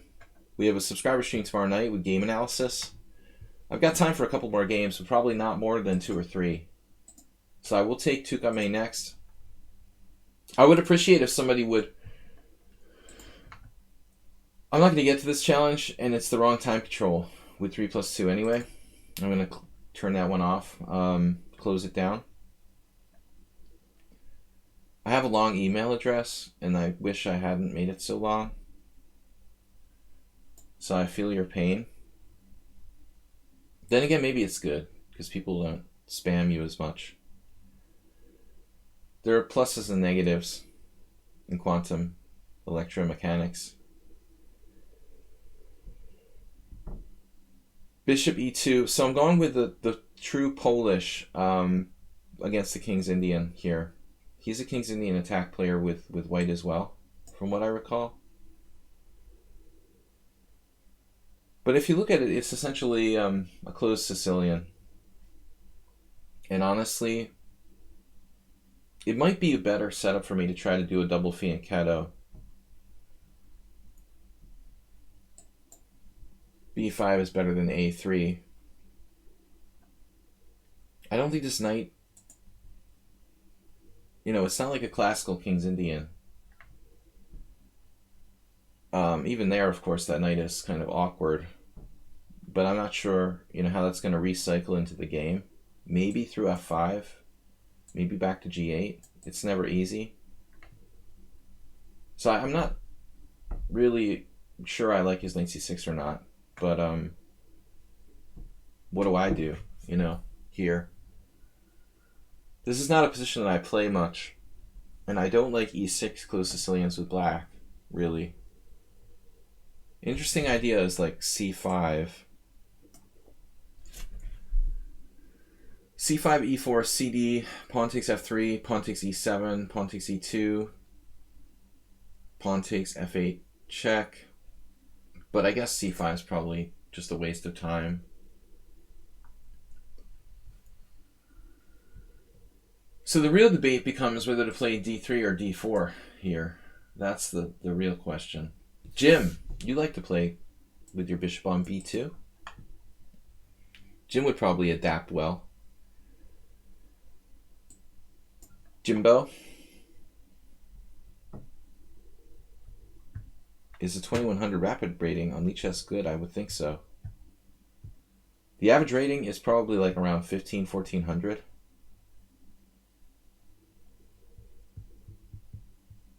So you're an advanced player already? My first rating was 1275 in my first tournament. And I worked my way up gradually.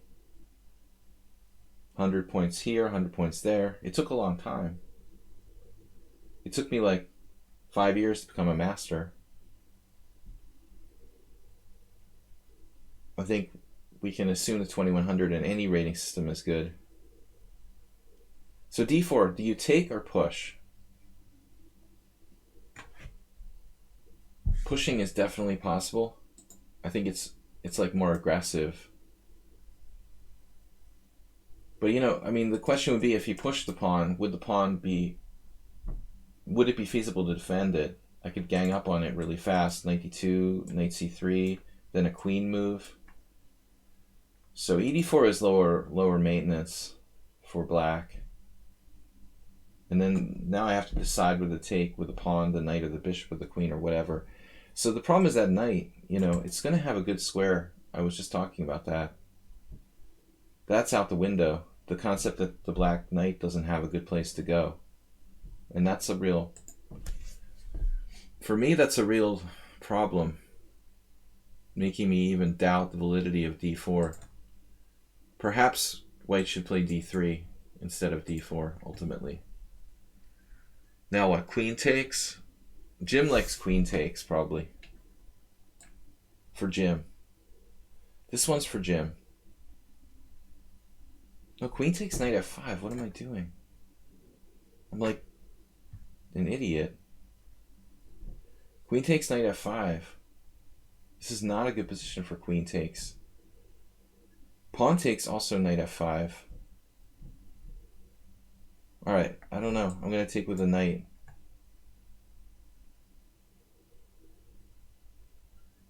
But I don't think I have anything here. I don't think that white can really claim an advantage.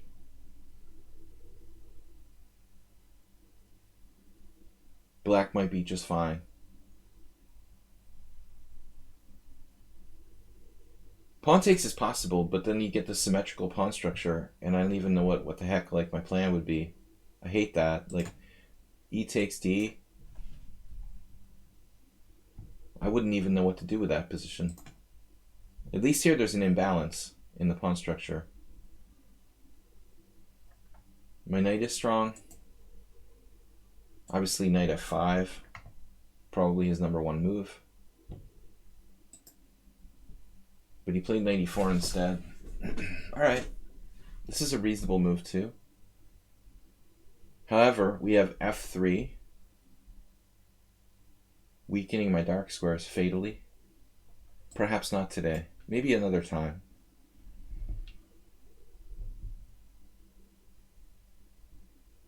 Black's very solid.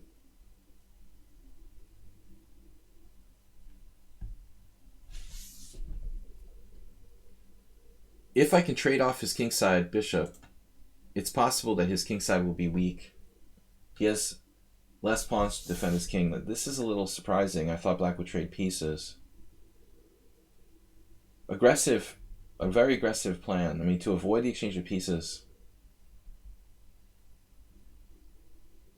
with like slightly less space for him.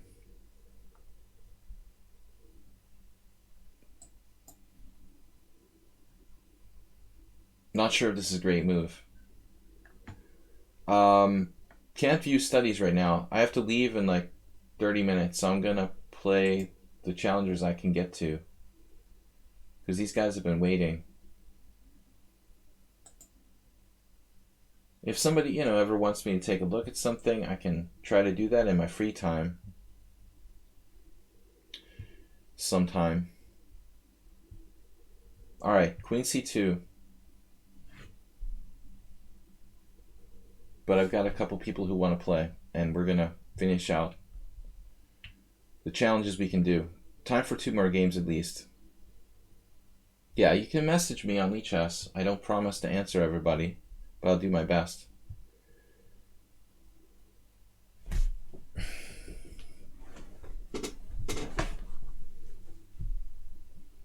Your first rating was 768. In my day, pretty much very few players had ratings under 1,000. The rating pool was a little different back in those days. Much less players with super low ratings. It's a different rating system now almost.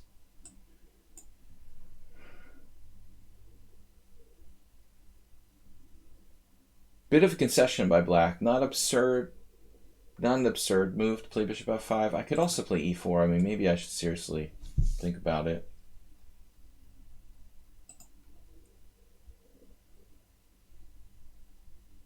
He has to play knight f5, dude. You just dropped a piece. You have to play knight f5. But yeah, I mean, there's tons of players who are low rated amongst the FIDE rated players. When I started my first tournament, I mean, I don't think there was anybody in the tournament who was under 1,000 back in those days. We didn't have ratings, we had US ratings, my national rating. But I think the rating system has changed quite a bit because of the like so many more people being lower rated. Now there's people who are like 100. I mean, it's a totally different thing. Can't really compare today with when I started. Though I don't know how much different a 1275 player is overall today versus then.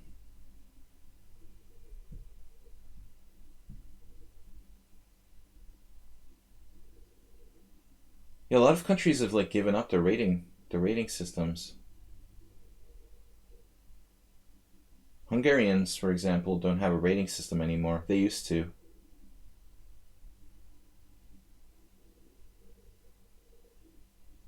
Well, Black's just down a piece, so we're going to try to finish him off. That was a silly blunder. I mean, so bishop f5 wasn't that bad. You just have to take back on f5. White is a very little bit better, but probably not that much. Though I'm not sure about bishop f5. It doesn't look right. You should also consider that I could play e4. Couldn't I play e4 to bishop f5? Just simply e4. You might argue that I'm weakening my dark squares there, but I don't know how bad it is. We're up a piece, so we just trade pieces. Trade pieces when you're winning.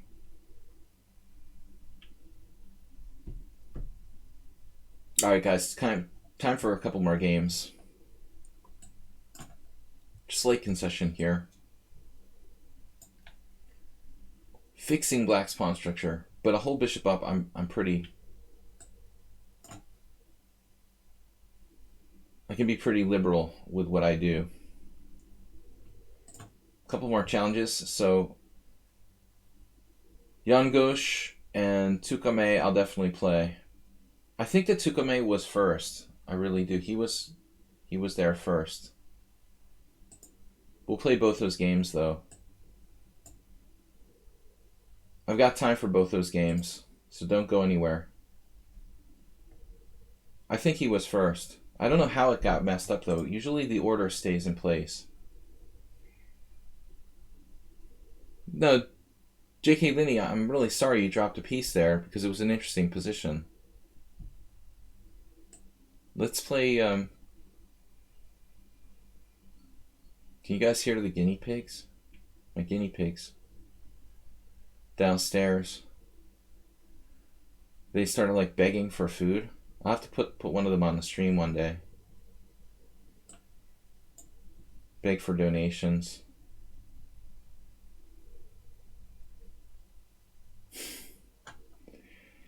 If you donate, you can feed the guinea pigs.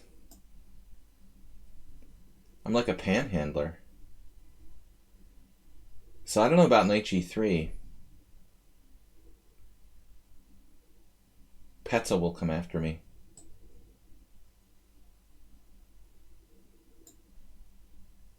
Training for almost 4 hours to attain a lot of knowledge, but I can't apply it. But what do you mean you cannot apply it? You have to play. You have to play as well as study. That's the application. Playing. But you have to play long games. I mean, I don't know what kind of time control games you're playing. A lot of people think that bullet chess is chess, but it's not. It's maybe a training tool at best. You've got to play long games to get better. Very important. So this is a weird opening for Black. I mean, he's lost the center here. I'm very tempted to play knight e5, but I'm not even sure about that, honestly. h4 is interesting. Really don't know.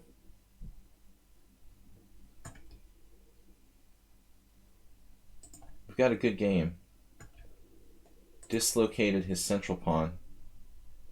Okay, 25 plus 10 is good. I mean, that's a good starting place. Ultimately, you know, even longer than that is ideal, but at least you're playing a real time control, so to speak. I don't know, d3 seems weak.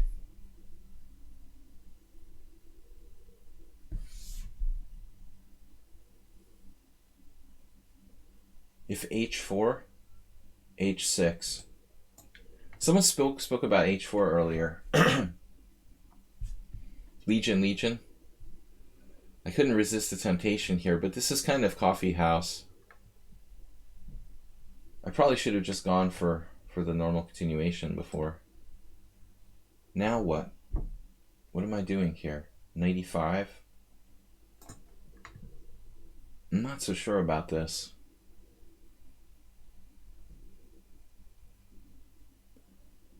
Jim, you're not playing like a4, rook a3. See, that's demented.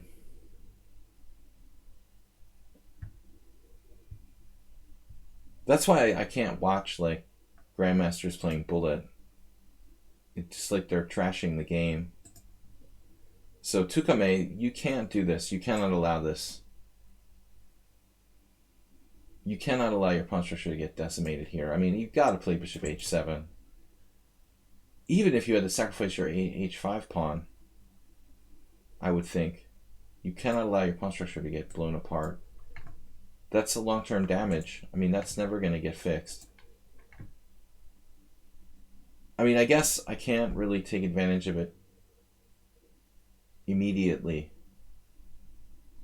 But you've got to realize how long-term this is.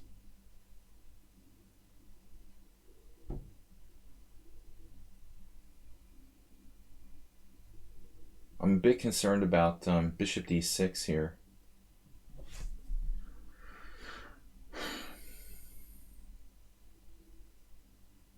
Queen b3, knight c5, queen c4. Calculation never hurts. But I don't think that helps me. What about queen b3, knight c5, queen c4? You could play like queen to d5. Black has a lot of options. Not liking that. How about d4? What a weird move, right? I played d3, now I'm playing d4. What's the idea? There is an idea. There's a method. Method to the madness. This is the idea. We're on g6, and then I can play knight e4. But I only have a small advantage. True. That's a very bad decision by black. To let me have... Well, obviously, that's a disaster.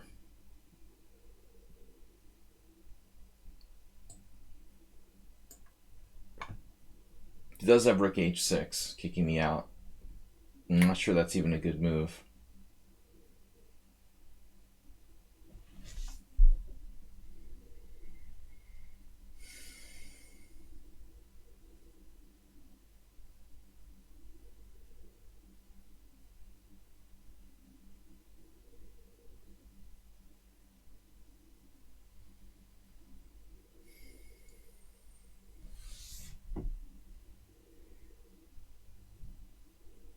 Look before you eat. Knight takes e6 check, king g8. Then what? Like e3? That's interesting. Wonder if it works. It looks kind of greedy to play this move. In fact, maybe instead of e3, I should play e4.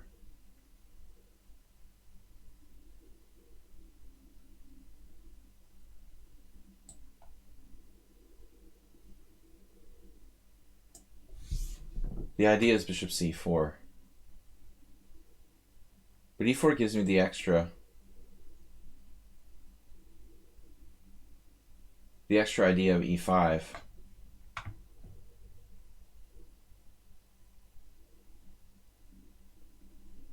We're going to go bishop c4 and have very, very deadly threats. He has no way to organize a threat against f2 except for queen f6, which just treats queens. I think it's over after this.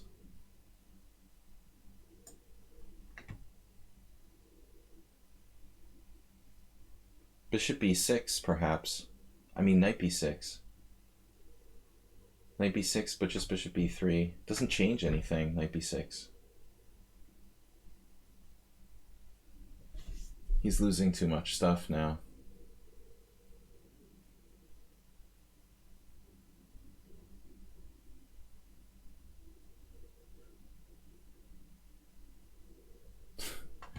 Funny that I don't have an immediate clue.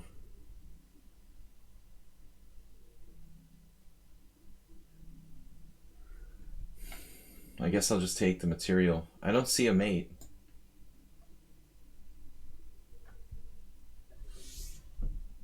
We're just up tons of material.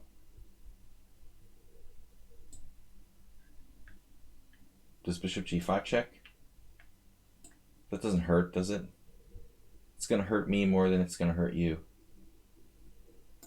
I don't know. This is going to hurt me more than it's going to hurt you. Knight takes f3, e5. Not looking good for black.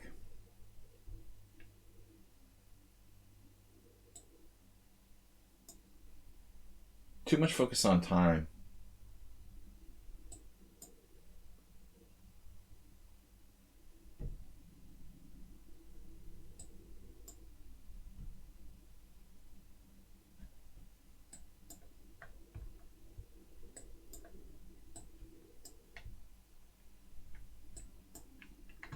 And a rook to the good.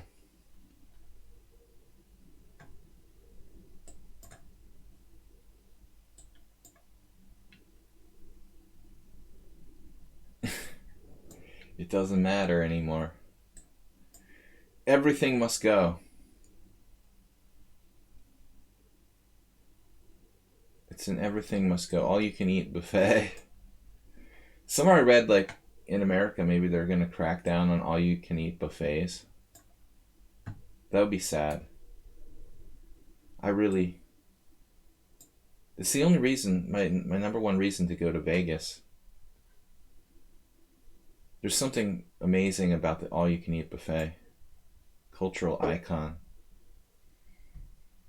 I would really miss that. Where's the mate?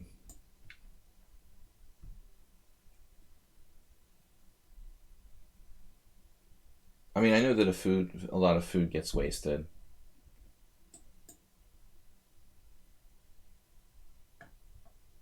But it's part of our cultural heritage as Americans to be gluttonous.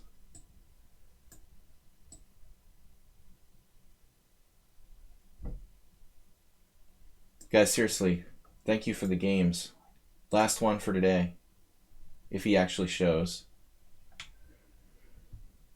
Ghosh. John Ghost. His English name is John Ghost. If he's not here, I will take the next in line.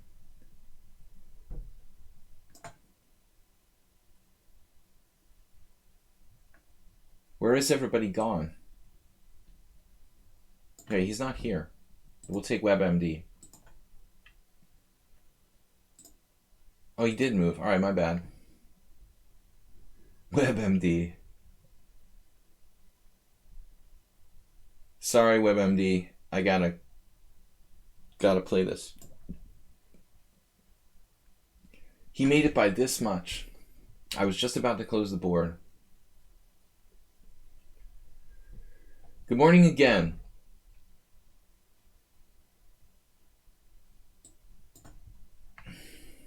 Try to play something unusual. The D5 Sicilian. Marchea just went live. We don't have too many viewers right now. Today has been a little slow, but maybe we'll throw him a raid. Where did everybody go? We had over 20 viewers. HTFP just joined. What's up? Everybody loves a buffet. What is this? What is this? I never saw this until Jorge Smaitan's brother played it in a tournament in Chicago. This Argentine I am.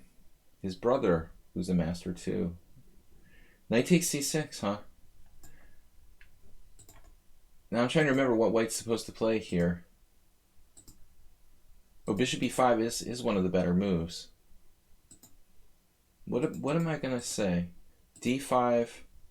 Oh, I think it was Nigel Short, right? Has a game with knight takes c6. Knight takes c6, b takes c, e takes d, and if you play c takes d, white has bishop e5 check, winning a pawn. After bishop d7, queen d5. I think there was like a short game. Knight c6, b c6, ed, queen takes d5. And then white plays knight to c3 and plays an ending with like a very slight advantage structurally. That's the other line. Bishop e5 check, d takes e4, knight takes c6. Now I trade queens and I play a6. Black's position is not that bad. This is a good line just as a sort of bluff, tricky blitz variation. I don't think I would play this in a real game. And this is the point. Now I play bishop d7, pinning the bishop to the knight. This is what happened in that original game I saw. Black is okay after this.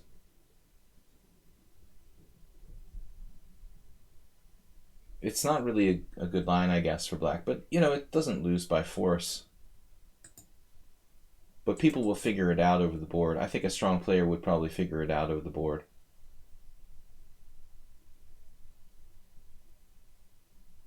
This is a new one to me.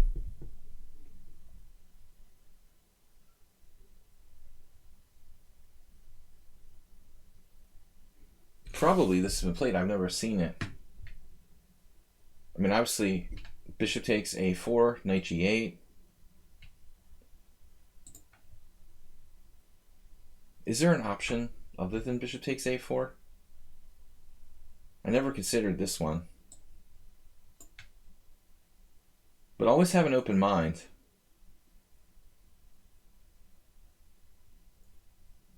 Rook c8, knight c3. There's nothing there, it looks like. I don't think... Okay, we have to consider rook check.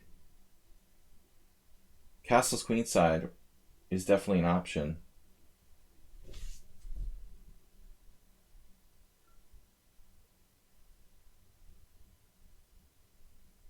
I like castle's queenside.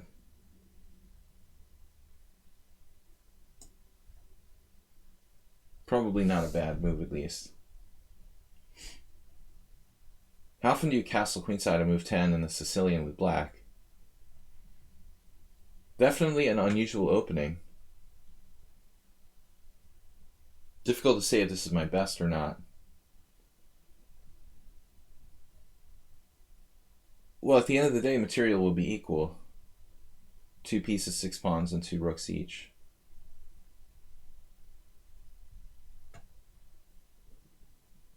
You could also play rook d8 check or just take on g8, but I thought I'd get my king out of the center. This rook can join the center once the bishop develops.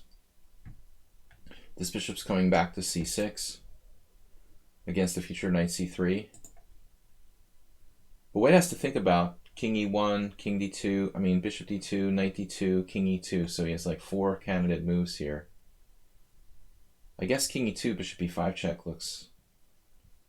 That looks really legitimately dangerous.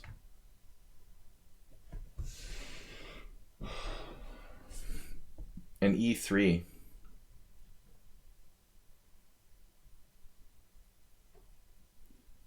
E3 is like what we call in poker fancy play syndrome.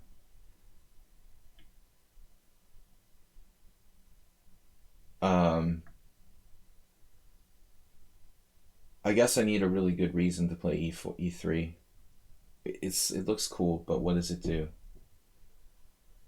It would break his structure, but also give him a pawn. I don't have a concrete threat. After e3, I suppose pawn takes, rook takes g8. I have 2 bishops, a better structure, but I'm down a pawn. The plus side of e3 is that it would create a more dynamic position, but maybe I'm better off just playing like kind of routine moves here. I'm really not sure. I guess if I don't, I can also play e3 later. For example, if knight c3, e3, the move is in the position. I think that I'm better off keeping my options open.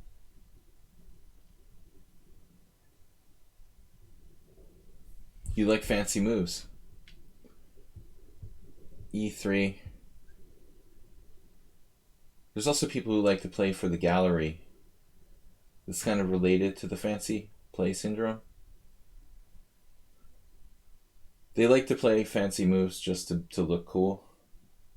And sort of like, hey, look at what I just did. I had this funny happening once. A friend of mine who was really addicted to playing for the gallery. He loved to show off when he played great moves and stuff. One time, we were playing in a big open, the World Open in Philadelphia. And it was like in a big ballroom or conference center. Hundreds of games or hundreds of players. And I'm playing my game, but we could still talk a little bit.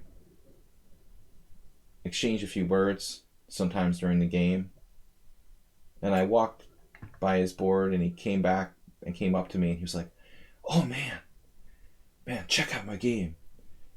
Check out what I'm going to do to this guy.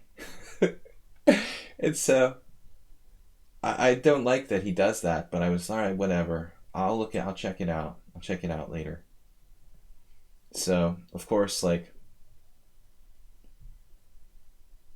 a couple minutes later, I walked by and I checked out his game and he was smiling and looking up and like proud about his great move. And just as I got to the board and saw his devastating move, the guy was making the crushing refutation of his move that just kills him immediately, And I couldn't help but start to just bust out laughing, it's embarrassing, but it was sort of an absurd situation, where your arrogant friend is bragging about his great move and he just loses by force, and he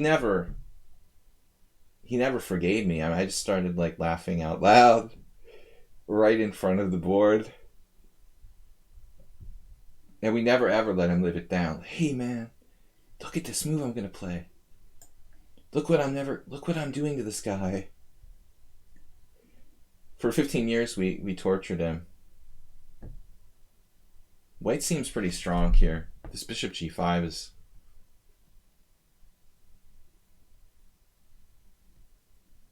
interesting. Is it enough? Yes, probably it is. Damn. Okay, I can avoid the exchange of bishops. I mean, that's what I might have to do here. If he sets up a dark square blockade, but that was just a funny story. Yeah, I've never told that one. Maybe I did once, but not more than once. Jim wasn't here. Take f4, g3, capture, king d7, king e2, king e6, something like g4, king e5, king e3. Black is not winning.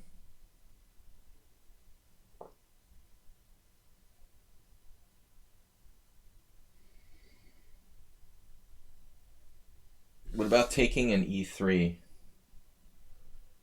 Taking f4. Another interesting possibility. Taking f4, g3. King d7, pawn takes, king e6, king e2. Doesn't work.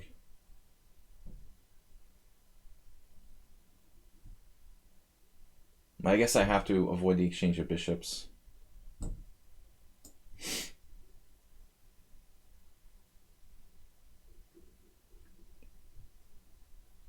We never ever let him live it down. For 20 years we made fun of it.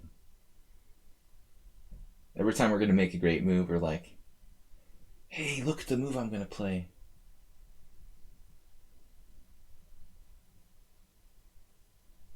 Just the expression on his face while he was realizing he was lost was It was priceless. But it's just a classic story. Like, you never ever jinx yourself.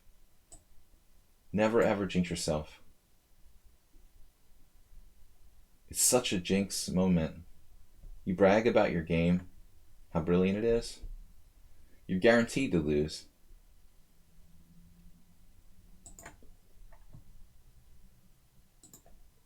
But white is awfully strong.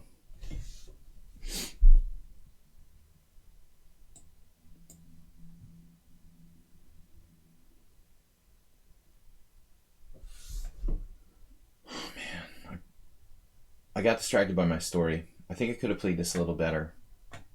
I'm very much in danger of a draw here.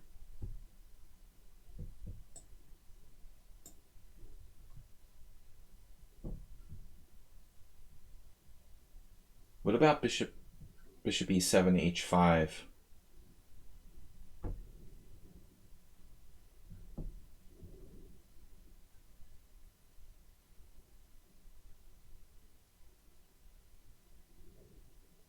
Not to say this is like automatically a draw if he gets to exchange bishops, let's say. It's likely a draw though. Though I'd have a really good king here. My king would be threatening to come in here if he captures.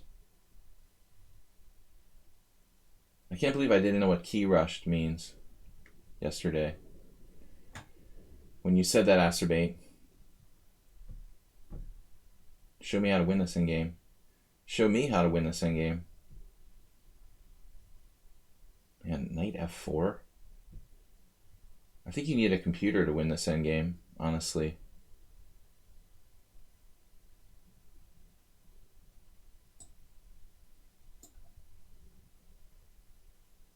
That's what it looks like. I would need to be a computer in order to win it. Probably not even that. White's just too strong.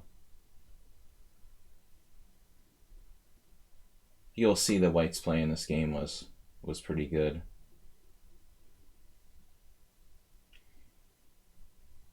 It's probably a draw. Probably.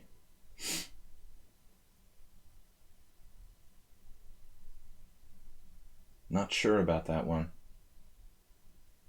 Raises interesting questions. If I try to go that way. But not only strong, but fast as well.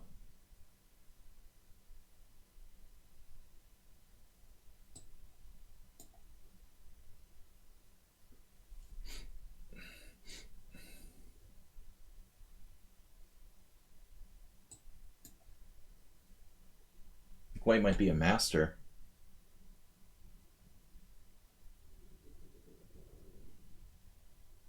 That's what it looks like. We're facing a master.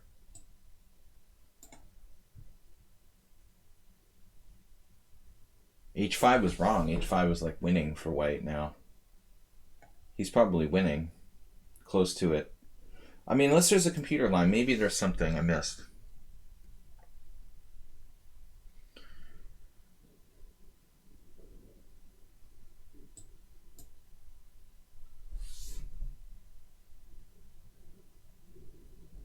Maybe it's not so simple. But he's not an 1800 or whatever he's posing to be. I mean, it's an extremely strong player playing White here.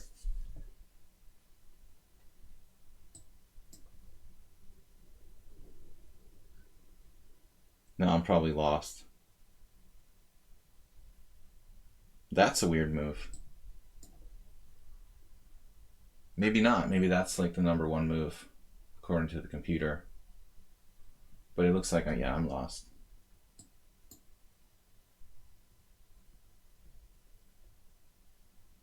And this is like a computer playing the endgame.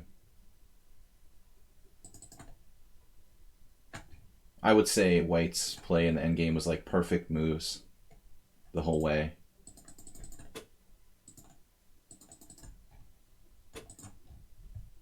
Extremely strong.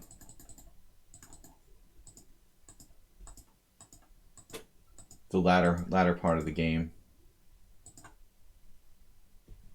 I mean, this is #1 move. This is number one move. This is one of the top two. This is number one move. This is number one move. You know, I mean, that's pretty obvious. Anyway, whatever. A nice way to end the stream, playing a computer in the endgame. But it was very fun and instructive. I shouldn't have lost, probably. It looks like if I had played like an engine here myself, I could have salvaged a draw. I don't think the knight takes e7 is a good move. I think this was a human playing the first part of the game. But the endgame seems like a computer, honestly. He played like every single move from this point forward. He probably played like every single move Stockfish recommended. No, it's not the best move for white. The opening was played by a human, and the endgame was like an engine with every single move best. That's what it looks like. I shouldn't have lost, though. My position was good enough, even against an engine. I should have drawn, probably, but I was trying too hard to win. After h5, I might be lost after h5, actually. This was my mistake, like not playing. Well, it's not so easy, actually. This endgame is actually really, really tough for me to hold here. Because g5, the point is take knight h3. And I'm not sure. I'm not sure if I can draw this or not. It looks like I'm losing a pawn. No, I mean, h5 is very natural. Fixing the pawns? You have to calculate the king and pawn game and realize that I can't go over and eat the pawn because of the queenside pawn's queen. I mean, you know, it's clearly like from the point where it went zoop, like up, it's a computer playing the end of the game. But the first half was human. But I could tell like these moves were coming very fast. This is like best move h4, best move bishop g5. It's not that easy. Knight e2 is forced. Maybe white could play g3 instead of knight e2 here. It's a toss-up between the best move. But he played like 12 best moves in a row. Probably. At least. You know, I would be surprised if it wasn't an engine. Anyway, I deserve to lose at the end. It's an instructive endgame. I'll see you guys later. We'll be back tomorrow night with a subscriber stream. So we've got 10 games to analyze. And I think I have about 5 submissions so far.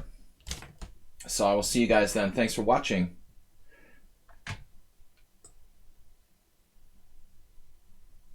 I will be back.